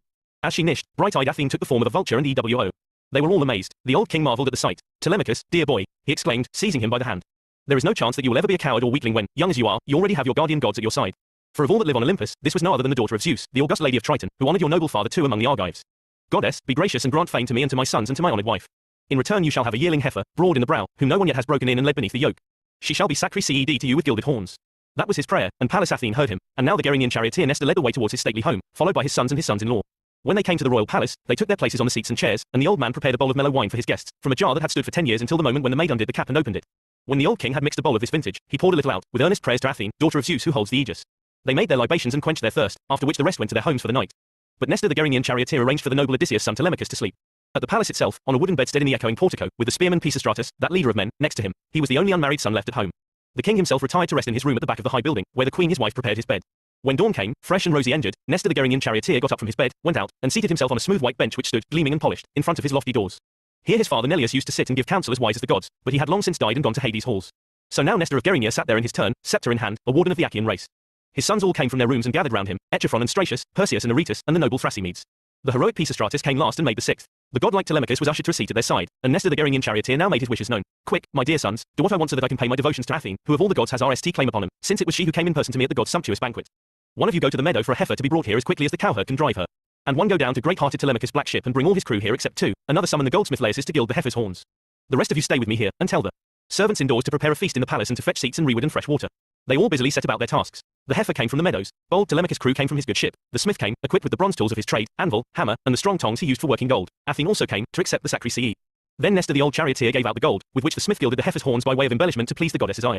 Next Stratius and Echephron led the heifer forward by the horns. Aretus came from the storeroom carrying in his right hand a rowed bowl of lustral water, and in the other a basket with the barley meal. The stalwart Thrasymedes, gripping a sharp axe, stood by to strike the victim down, and Perseus held the dish to catch its blood. The old charioteer Nestor now started the ritual with the lustral water and the scattered grain, and owered up his earnest prayers to Athene as he began the sacri ce by throwing a tuft of hair from its head on the re. When they had prayed and sprinkled the barley meal, Nestor's son, the high-spirited Thrasymedes, stepped up and struck. The axe cut through the tendons of the heifer's neck and it collapsed. At this, the women raised their celebratory cry Nestor's daughters and his daughter-in-law, and his honored wife Eurydice, Clymenus' eldest daughter. The men lifted the heifer's head from the trodden earth and held it up while that leader of men, Pisistratus, cut its throat. When the dark blood had gushed out and life had left the heifer's body, they swiftly dismembered the carcass, cut out the thigh bones in the usual way, wrapped them in folds of fat and laid raw meat above them. The venerable king burnt these on the rewood, sprinkling red wine over the aims, while the young men gathered round with V-pronged forks in their hands. When the thighs were burnt up and they had tasted the inner parts, they carved the rest into small pieces, pierced them with skewers and held the sharp ends to the reed till all was roasted. The beautiful Polycaste, King Nestor's youngest daughter, now bathed Telemachus. When she had bathed him and rubbed him with olive oil, she gave him a tunic and arranged any cloak round his shoulders, so that he stepped from the bath looking like an immortal god. He then went and sat down by Nestor, the shepherd of the people. When they had roasted the outer esh and taken it over skewers, they sat down to dine, with squires to wait on them and their golden cups with wine. After they had satisfied their appetite and thirst, Nestor the Gerenian charioteer said, "Now my sons, fetch Telemachus a pair of long-maned horses and harness them to a chariot so that he can be on his way." They obeyed him promptly and soon had a pair of fast horses harnessed to a chariot, in which the housekeeper had packed bread and wine together with delicacies of the kind that the favourites of the gods eat. Telemachus took his place in the handsome chariot, and Nestor's son, that leader of men Pisistratus, got in beside him, took the reins in his hands, and icked the horses with the whip to urge them forward. The willing pair EWO towards the plains, putting the high city of Pylos behind them, and all day long the yoke rose and fell on their necks. The sun went down and all the ways grew dark. They reached Pheræ, where they drove up to the house of Diocles, son of Ortilochus, whose father was Alpheus. There they spent the night and received the gifts that hospitality dictates. As soon as dawn appeared, fresh and rosy-endured, they harnessed their horses once again and mounted the burnished chariot. Out past the echoing portico and through the gates they drove, a ick of the whip to speed him on, and the pair EW on with a will. They came to the weak plains and hastened on to their journey's end with all the speed of the thoroughbred horses. The sun went down and all the ways grew dark.